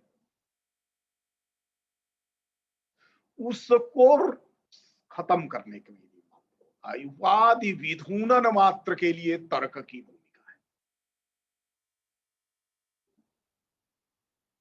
ज्ञान तो हमेशा प्रत्यक्ष हो। अब इस प्रत्यक्ष की भूमिका, ज्ञान का प्रमाणन हमेशा अनुमान से होता है। अनुमान से जो असिद्ध हो जाता है, ऐसी चीजों में शब्द प्रमाण की वर्बल टेस्टिमनी का इंप्लीकेशन होता है। इसलिए संपूर्ण भारतीय दर्शन परंपरा शब्द प्रामाण्य का तात्पर्य केवल जगत कारणत्व के संदर्भ में शब्द प्रमाण। 100 वेद चिल्ला चिल्ला के कहें कि आग ठंडी होती है, तो उन वेदों के कहने से आग ठंडी नहीं हो जाएगी। इंद्रियानुभव उसमें प्रमाण है। नहीं श्रुति शास्त्रेणापि अग्ने शीतम कर्तुम। और 100 श्रुतियां चिल्ला करके कहें ज्ञानम तु पुरुष तंत्रम, तो ये ऐसा नहीं हो जाएगा। इसलिए शंकराचार्य भी स्पष्ट रूप से कहते हैं, जिनको हम एब्सोल्यूट आइडियलिस्ट के रूप में मानते हैं, वो भी कहते हैं ज्ञानम तु वस्तु तंत्रम नहीं पुरुष तंत्र। ये कुछ चीजें हैं जिन पर चर्चा नहीं की। मैं न्याय पर इसलिए कर रहा था चर्चा कि वहां एक स्वरूप दिखाई देता है। थोड़ा सा उसके बाद से मीमांसा की चर्चा करूंगा और अपनी बात को पूरा करूंगा। सबसे पहले न्याय में प्रत्यक्ष सबसे महत्वपूर्ण चीज है। प्रथम प्रमाण है जिसके आधार पर अनुमान इत्यादि प्रमाण बनते हैं। उस प्रत्यक्ष की पहली परिभाषा जो हमको प्राप्त होती है न्याय दर्शन में, वो हम सब जानते हैं, इंद्रियार्थ सन्निकर्ष जन्य ज्ञानम अपदेशी व्यभिचारी व्यवसायात्मकम। लेकिन ये परिभाषा चलते चलते घिसते घिसते घिसते घिसते अंत में छोटी हो जाती है और परिभाषा बनती है साक्षात्कारी ज्ञानम प्रत्यक्ष, ज्ञानाकरणकम ज्ञानम प्रत्यक्ष। अब अकरणक ज्ञान या साक्षात्कार ज्ञान, डायरेक्ट एंड इमीडिएट, जिसमें इंद्रिय के लिए भी भूमिका नहीं है। इंद्रियां भी वस्तु तथ्यों का उसी रूप में ज्ञान नहीं देती है। इसलिए वस्तु का तदरूप ज्ञान तो केवल अकरणक हो सकता है, बिना किसी साधन के हो सकता है। इस परिभाषा तक आते हैं। गंगे साक्षात्कारी ज्ञान की बात करते हैं और उसको आगे बढ़ाते हुए तर्क भाषाकार इत्यादि जब उसका परिष्कार करते हैं तो उस परिष्कार में ज्ञानाकरणकम ज्ञानम। इस पूरे विकास में 1000 वर्षों की यात्रा लगी।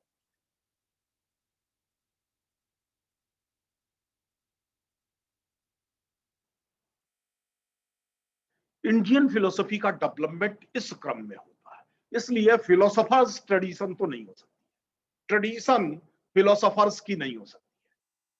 There is a tradition of the philosophy, not of the philosophies. The objective of philosophy in the domain of Indian philosophy is the true knowledge, valid knowledge, legitimate knowledge.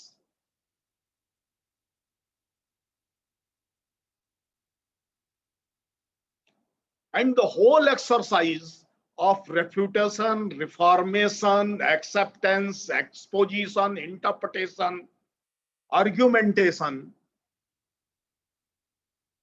all are with one objective, we have to achieve the true knowledge, the real knowledge.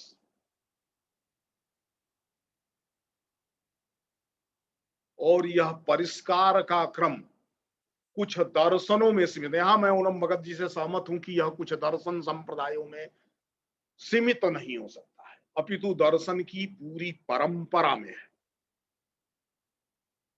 इसलिए कबीर जब non dualism की बात करता है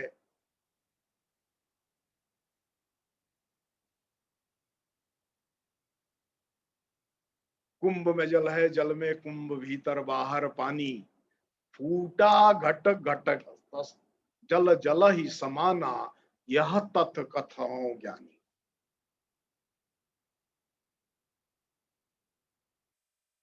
जब कबीर मिथ्यात्व का लक्षण कर रहा है, शंकर और शंकर की परंपरा मिथ्यात्व का लक्षण, मधुसूदन सरस्वती तक अनिर्वचनीयता वचन वगैरह इत्यादि करते हुए तो कर रहे हैं, लेकिन वो समझ में नहीं आता है। लेकिन कबीर जब मिथ्यात्व की परिभाषा कर रहा है, झूठ ओढ़ना, झूठ पहनना, झूठ है जगपतिया है।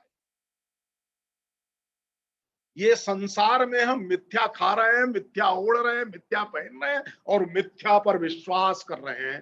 तो ये मिथ्यात्व का कॉन्सेप्ट साम व्यवहारिकता का, बिकमिंग का,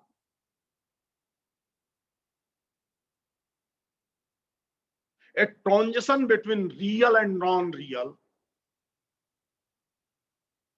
ये अपने आप में स्थापित है। वो कबीर को किस स्कूल में रखेंगे,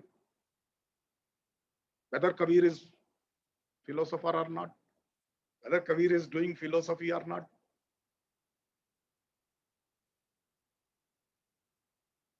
रामकृष्ण परमहंस को कहां रखेंगे?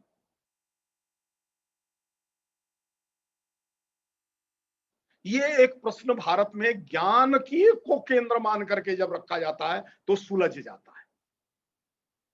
ज्ञान ऐसा होता है, ज्ञान वैसा होता है, प्रश्न नहीं है। ज्ञान क्या है, इसको जानने का यत्न है।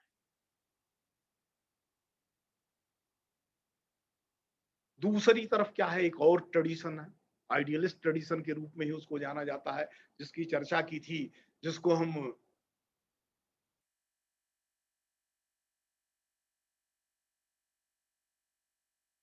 वाक्य शास्त्र के रूप में जानते हैं, व्याकरण विद्या के रूप में जानते हैं, जहां से लॉजिक भी निकलती है, वाको वाक विद्या के रूप में।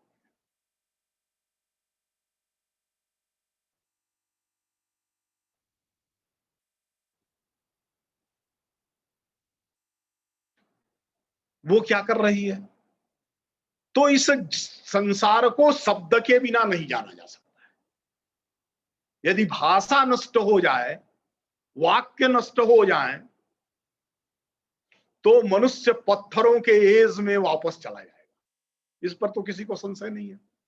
whether that is the natural language or ideal language or machine language.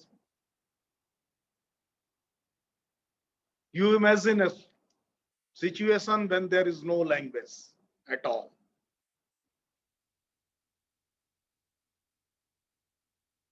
Complete chaos and ban of the language.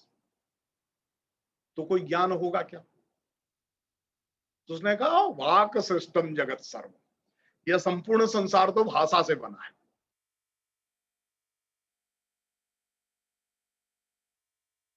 भाषा नहीं है तो संसार का ज्ञान नहीं, ज्ञान नहीं है तो संसार अस्तित्व ही नहीं है।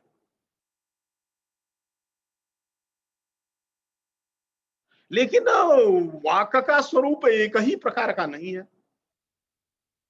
भर्तृहरि से प्रारंभ करें तो भर्तृहरि का सीधा खंडन कुमारिल करते हैं।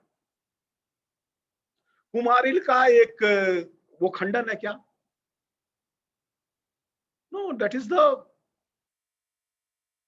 Reformation and reinterpretation. कुमारिल का खंडन उन्हीं की परंपरा में मंडन मिश्र करते हैं। हमने कहानी बड़ी पढ़ी रखी है, मंडन मिश्र कुमारिल के शिष्य थे। लेकिन कुमारिल स्फोट का खंडन करते हैं और मंडन मिश्र पूरी किताब ही लिखते हैं स्फोट से। और हम जानते हैं कि भारत में कोई एरिस्टोटलियन और प्लेटोनिक परंपराएं तो नहीं रही है टीचर डिसाइपल की।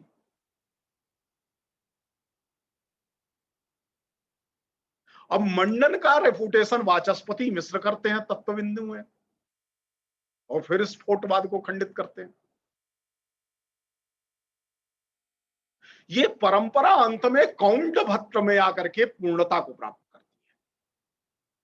700 वर्षों तक शब्द और अर्थ के संबंध, शब्दार्थ का स्वरूप, वाक्य का स्वरूप, भाषा का स्वरूप, the concept of ideal language and concept of the natural language, difference between the Bhasha and Sanskrit is very much discussed in different schools. एक साथ सब पार्टिसिपेट कर रहे हैं, सप्तम पदम को लेकर के उसमें न्याय कूद जाता है।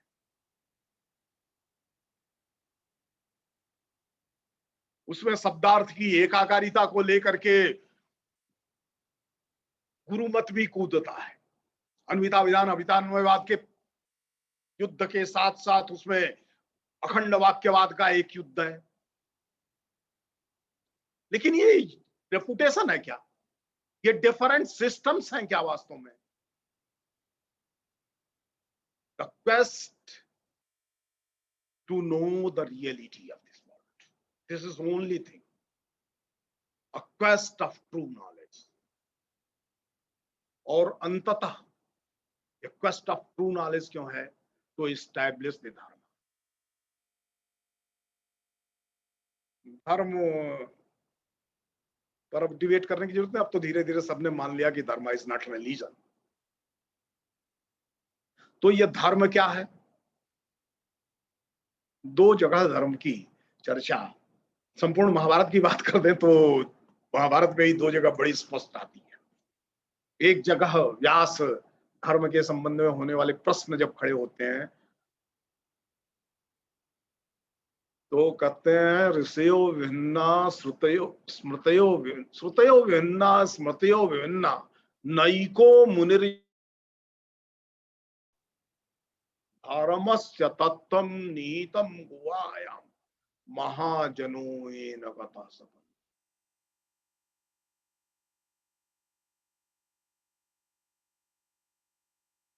अब यहां पर धर्म के मामले में ना श्रुति का अंतिम रूप से प्रामाण्य है, न तो स्मृति का प्रामाण्य है। मनुस्मृति को लेकर के गाली चाहे जितनी दे लो, न तो किसी ऋषि को अंतिम रूप से प्रमाण, क्योंकि कोई धर्म को ऐसा बताता है, कोई ऐसा बताता है, कोई किसी ढंग से प्रस्तुत करता है, कोई किसी ढंग से। वस्तुतः धर्म क्या है? महाजनो येन गतः पंथा, श्रेष्ठ जन, सदाचार संपन्न जन, अनिंदित अभिगीत शिष्टाचार से संपन्न जन, अनिंदित आचरण वाले लोग जो करते हैं वही धर्म है। यानी धर्म करना है, इतना तो पक्का है ना। ईश्वर का दर्शन करना तो करना नहीं है ना। उतने से नहीं समझ में आती तो भगवत गीता में बहुत साफ कहा है, यदा आचरत श्रेष्ठ तदेवे तरो जन सय प्रमाणम कुरुते लोकस्तद अनुवर्तते।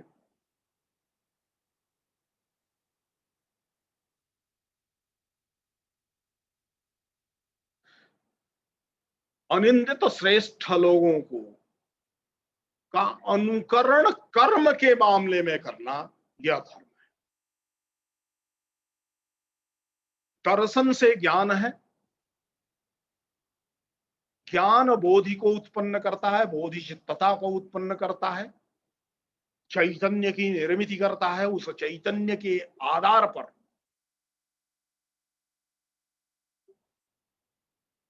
क्रिया का विनिश्चय होता है।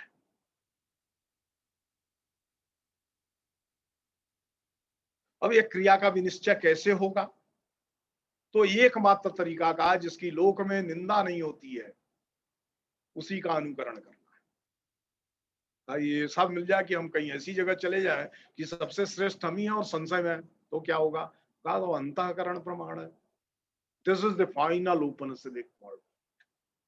यही समावर्तन है, यही पूरी दार्शनिक प्रक्रिया की पूर्ति होती है। जब शिक्षावल्ली में आचार्य ये कहता है कि अलुक्षकाम व्यक्ति जैसा आचरण करेगा, वहां ब्राह्मण का था, मैं व्यक्ति कह रहा हूं, वहां ब्राह्मण अर्थ से पता नहीं आप क्या क्या अर्थ ले लो, मुझे नहीं मालूम है, लेकिन ब्राह्मण का तात्पर्य वह जिसमें मोह नहीं है, लालच नहीं है, द्वेष नहीं है, अन्यों के प्रति घृणा नहीं है, इत्यादि गुण जो है, और जो अपने लिए कल का संग्रह नहीं करता है, जो उच्च वृत्ति पर जीवित रहता है, वही ब्राह्मण है। वह जैसा करता है वैसा आचरण करना चाहिए, क्योंकि वो निष्प्रिय भाव से करेगा। कहा वैसी जगह हो जाए कि मैं ही तो हूं अकेला, तब क्या करूंगा?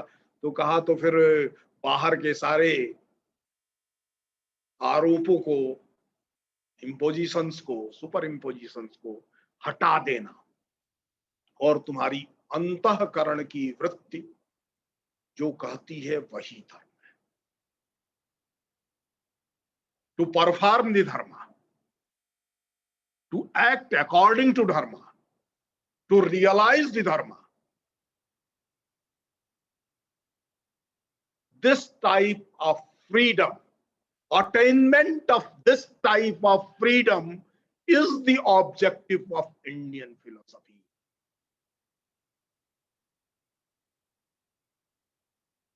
इस रूप में जब हम देखते हैं तो भारतीय दर्शनों की अनादि से लेकर के वर्तमान तक, और मेरा विश्वास है कि अनंत तक विस्तृत एक सुदीर्घ दार्शनिक परंपरा दिखाई देती, जो एक दूसरे के विरोध में, एक दूसरे के रेपुटेशन में नहीं है, अपितु एक दूसरे में आई हुई कमियों का परिष्कार करते हुए अंततः श्रेष्ठ मनुष्य बनाने के लिए ज्ञान, क्रिया और इच्छा, इनके संश्लेषण का संज्ञानात्मक पथ तलाशते हैं। भारतीय दार्शनिक परंपरा को इस रूप में देखा जाना चाहिए। प्रत्येक पद के परिष्कार में जो अपने काल की श्रेष्ठतम मेधा ने 100 वर्ष, 200 वर्ष और कुछ पदों के लिए 1000 वर्ष खड़े किए हैं, उनको कुछ किताबों को पढ़ करके बुद्धि निर्मित करना, अब मैं नहीं कहूंगा कि उसको धर्म कीर्ति क्या कहता है, वो तो बुद्धि ध्वंस के लक्षण के रूप में इसको लेता है, लेकिन कम से कम यह बुद्धिमत्ता तो नहीं है। मुझे लगता है इस रिफ्रेशर कोर्स में 21 दिन में आपको यह बात समझ में आई।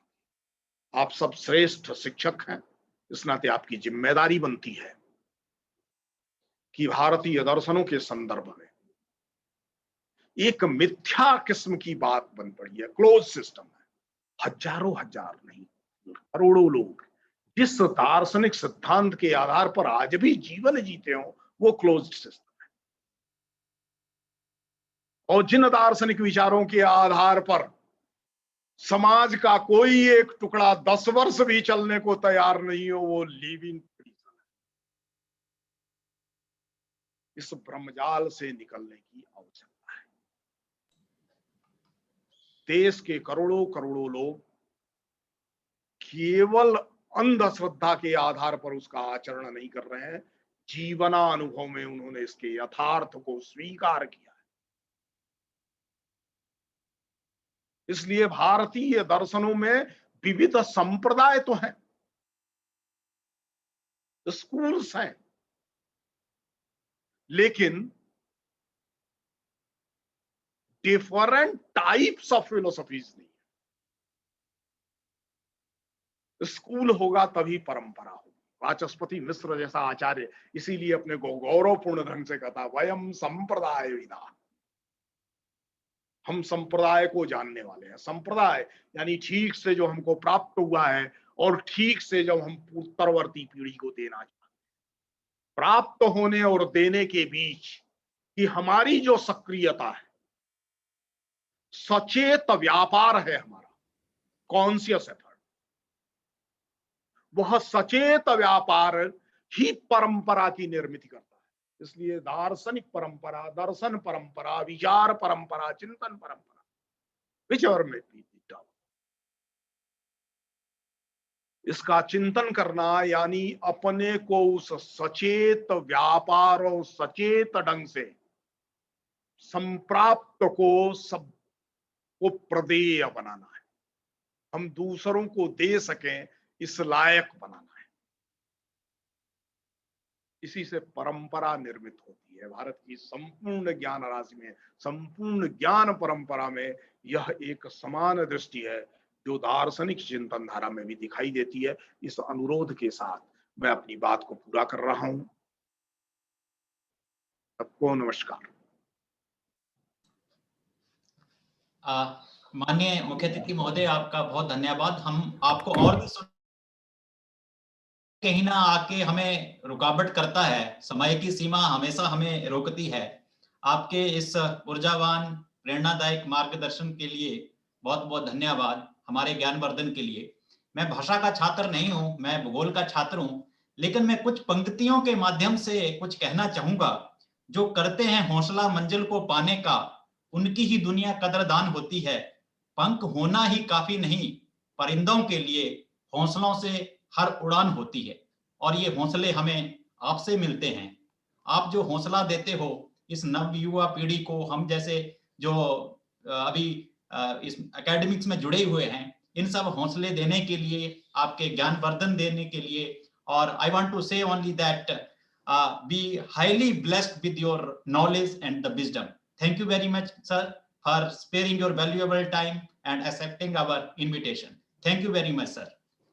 Now, we would go further. So I would like to request the participant. We have 4 participants.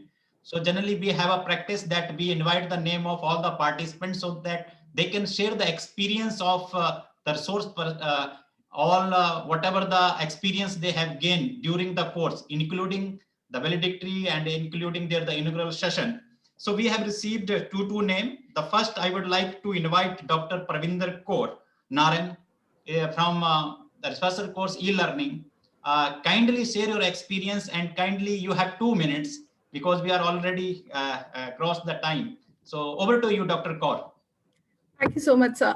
Good afternoon, all the dignitaries and my dear fellow colleagues.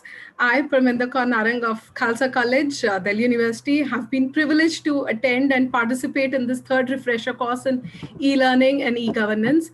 And today, on behalf of all my fellow participants, I would like to share the experience and, of course, formally convey thanks to our course coordinators. The HRDC team, JNU, along with our course coordinators, Professor Ravikesh and Dr. Sheetal Sharma, first of all, they deserve a special applause for the successful, uninterrupted, flawless conduct of the online sessions. The speakers were renowned and prominent in their field of studies. To name a few, Professor K. Srinivas, Professor Milap Punia, Professor K.G. Suresh, Professor K. Sunitha Lanathan, Dr. P. Murugan, Mr. Sanjeev Kumar. To hear their viewpoints on diverse areas of ICT was a big privilege, and the knowledge that they shared has helped us tremendously. And I'm sure that will be an added advantage in our careers in this digital age. Also, the Professor Ravikesh and Dr. Sheetal Sharma, coordinators, I'm sure they would have worked tirelessly as the topics of the sessions, like Sir mentioned earlier also, have covered all the aspects of e-learning and e-governance, ranging from ICT tools, cybersecurity, artificial intelligence, government e-procurement, online assessment tools, and also we were given a very good lecture by Dr. Manorma Tripathi about the JNU resource services, about the library, which was very enriching for us. And they made sure that, and also they made sure that the environment was very conducive for all our participants to learn and relearn, that all of us done relearn and grasp all that was being taught by us and having regular discussions with us. And they definitely were our lighthouse in this vast sea of knowledge, and they've guided us.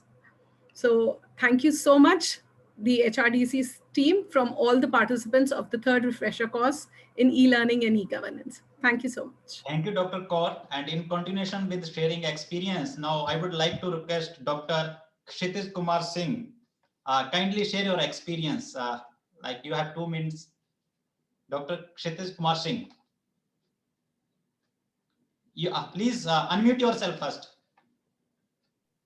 Yes. Yeah, please. So a very good evening to all the dignitaries and my fellow participants. Whatever said by my previous speaker, I second her opinion about the program. And after that, I will just, add few things. The first thing is that it is termed as refresher course, where it is being expected that you will be just refreshing your memories. But it is not the case with this very course, because we have gained so much. I mean, we were not refreshing our memories, but we are collecting something in our memory. So this is the first thing which I must appreciate with this very course. The second thing is that technology is becoming very, very pervasive, and it is being followed by everyone. So a diverse group of participants from all over the country, they have, added a very, very distinct flavor to this very course by, deliberating upon those issues. So there are 4 areas which in which I must appreciate the organizers, the HRDC, as well as the coordinators, with, especially. The first thing which we will take from here is the, technological, you can say, tools which we have been knowing from this very exercise. Apart from that, we also gone through, the AI, artificial intelligence, which is not being that much caught the attention of us in the classrooms. But by being in this very program, we know how it could be better utilized in the education sector.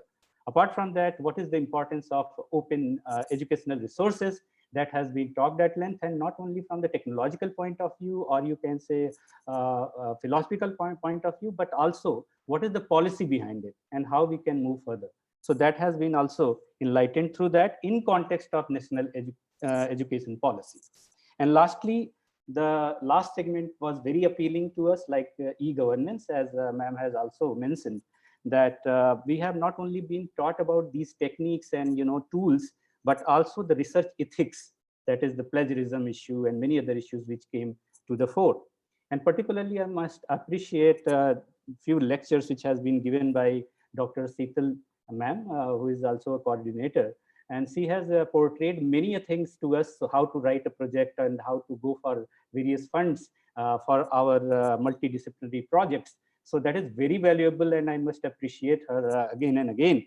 And apart from that, the way they have conducted the program, Ms. Seetal, as well as Dr. Seetal, and as well as sir, both have, made it very conducive to us to, engage ourselves in those processes. It was not a kind of, just you go through the course and you don't involve in it. So the best thing was that they keep us engaging, and they try to make it very, very interactive. So on this very note, I thank again both the sir and ma'am as a coordinator, and JNU HRDC for this fabulous program. Thank you very much. Thank you, Dr. Singh, for sharing your experience. Now, I would like to go further, and I would like to invite Dr. Divakar Kumar Pandey. Please share your experience. Divakar Kumar Pandey is from the Refresher course of philosophy. Over to you, Dr. Pandey.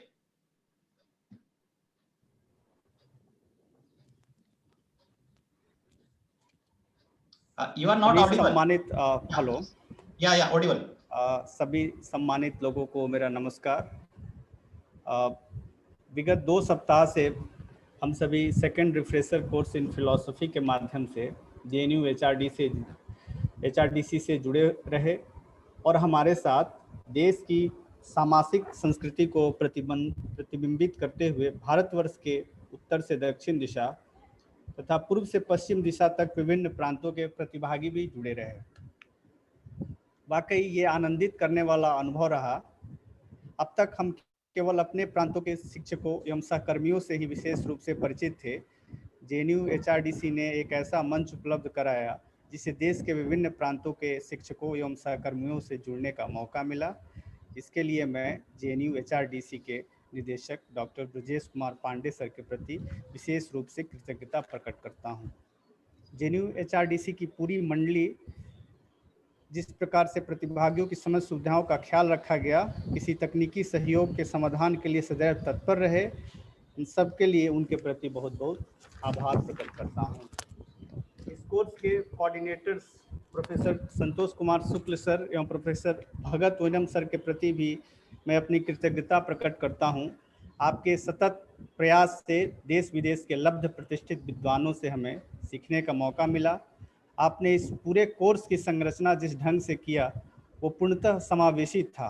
उसके अंतर्गत भारतीय दार्शनिक ज्ञान परंपरा के समस्त पहलुओं को जानने का मौका मिला। आप दोनों के मित्रवत सहयोग के लिए आपके प्रति बहुत बहुत आभार सर। पूरे कोर्स के दौरान कुछ पुराने मित्रों से मिलने का मौका मिला और कुछ नए लोगों से मित्रता भी हुई।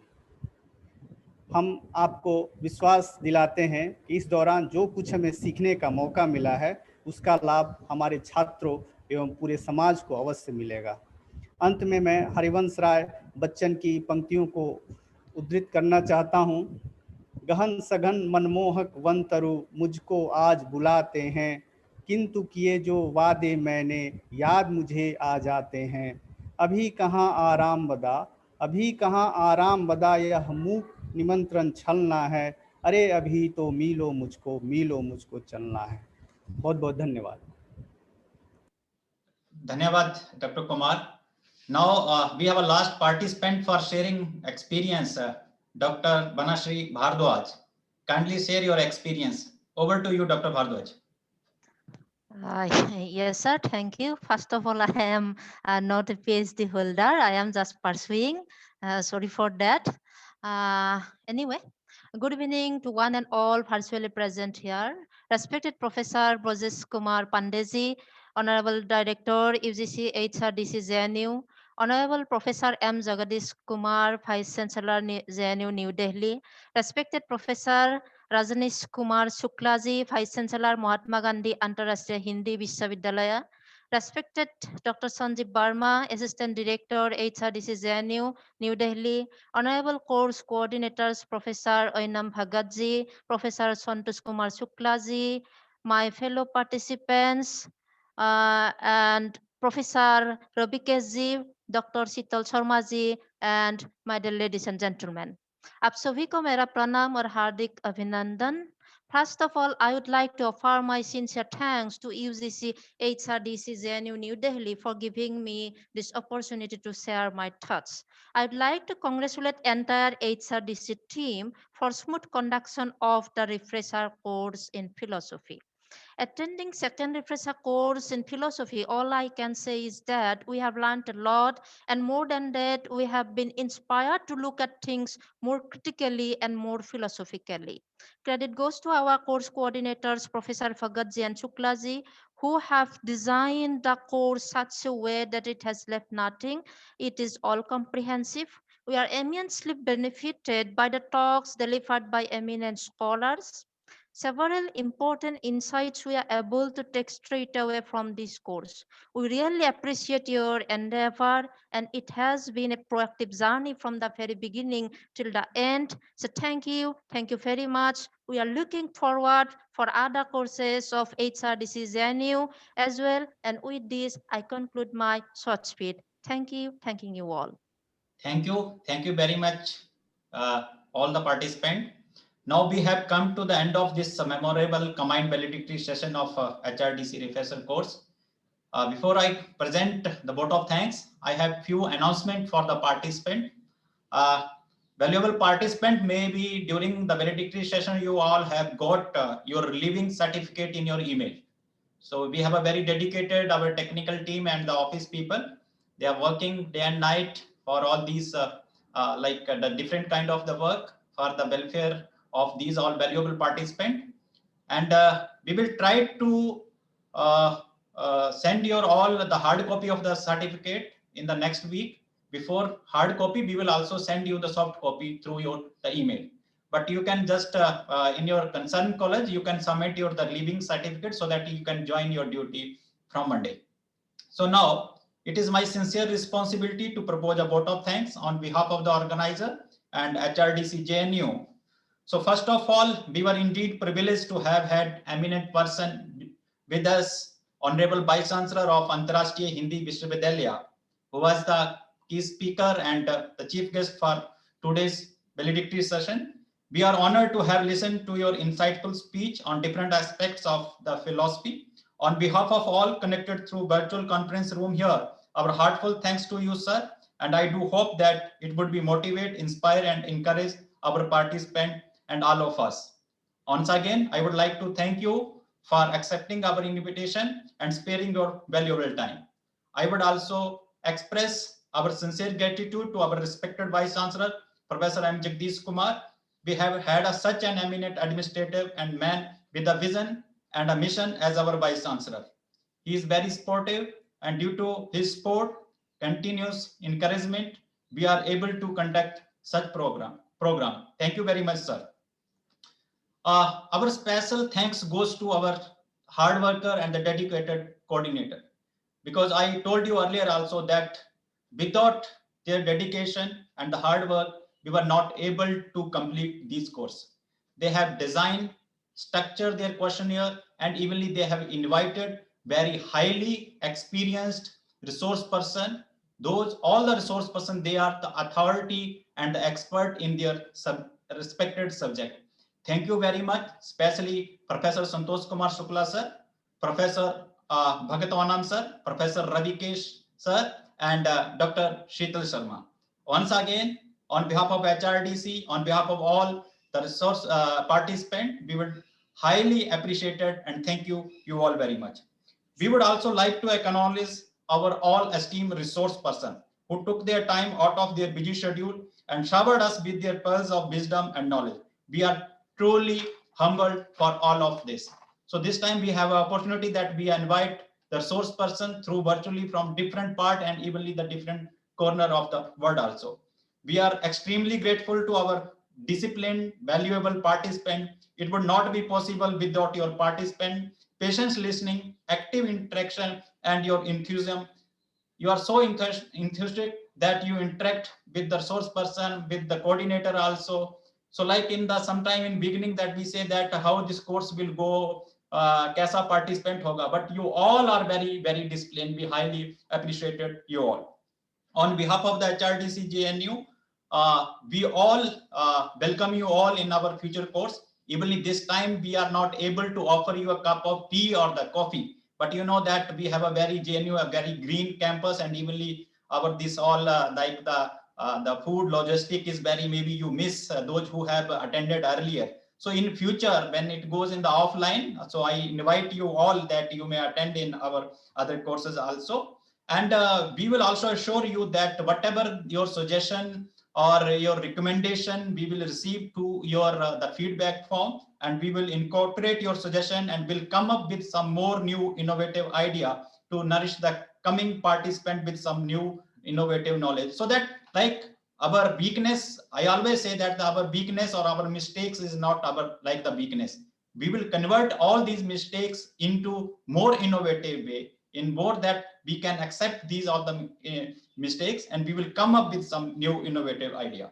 Finally, let me thank our director HRDC for all your support and valuable. And you know that the backbone of this course is our technical team. And I request you all to give them give applause, because without their help, especially Gaurav and Neha and Prakash ji is there. So like they are the backbone, you know that how it is not easy to control the three big system once a time. So Gaurav is controlling all the three system, and these system it start 9 morning and sometime it goes to 6:30, and he came from a long distance. So it is very difficult. Neha ji is like replying and responding every time. Like sometime I saw in the message that the 8:30 in the night, she's replying some CV, sending CV. So thank you very much. And this, whatever we are like completing all these courses, the credit, especially credit goes to this the office, like the all member of HRDC and this the technical team, especially all these members. Thank you, my HRDC team. Thank you very much for the cooperation. And last, I would like to acknowledge your HOD that in the beginning inaugural session, I told you that I also thanks to your all HOD of the head of the institutions for recommended and nomination your name. Friend, this is not the end. This is the new beginning. And I will just say in the last that to my fellow participant that to go out and shine your light. You are the light of the world. A town bullet on a hill cannot be hidden. Go out and shine and let the world rejoice with hope at your shining light. Thank you all once again, and congratulations to you all for successfully completing both the course. Thank you very much, and wish you a very happy and very nice evening. Thank you all. Thank you so much. Thank you, sir. Thank you so much, sir. Thank you so much. Thank you. Thank you so much, sir. Thank you all. Thank you, sir. Thank you, Thank you, sir. sir. Thank you, sir. Thank you so much, Sheetal ma'am. Thank you. Thank you. All of you. Over to you.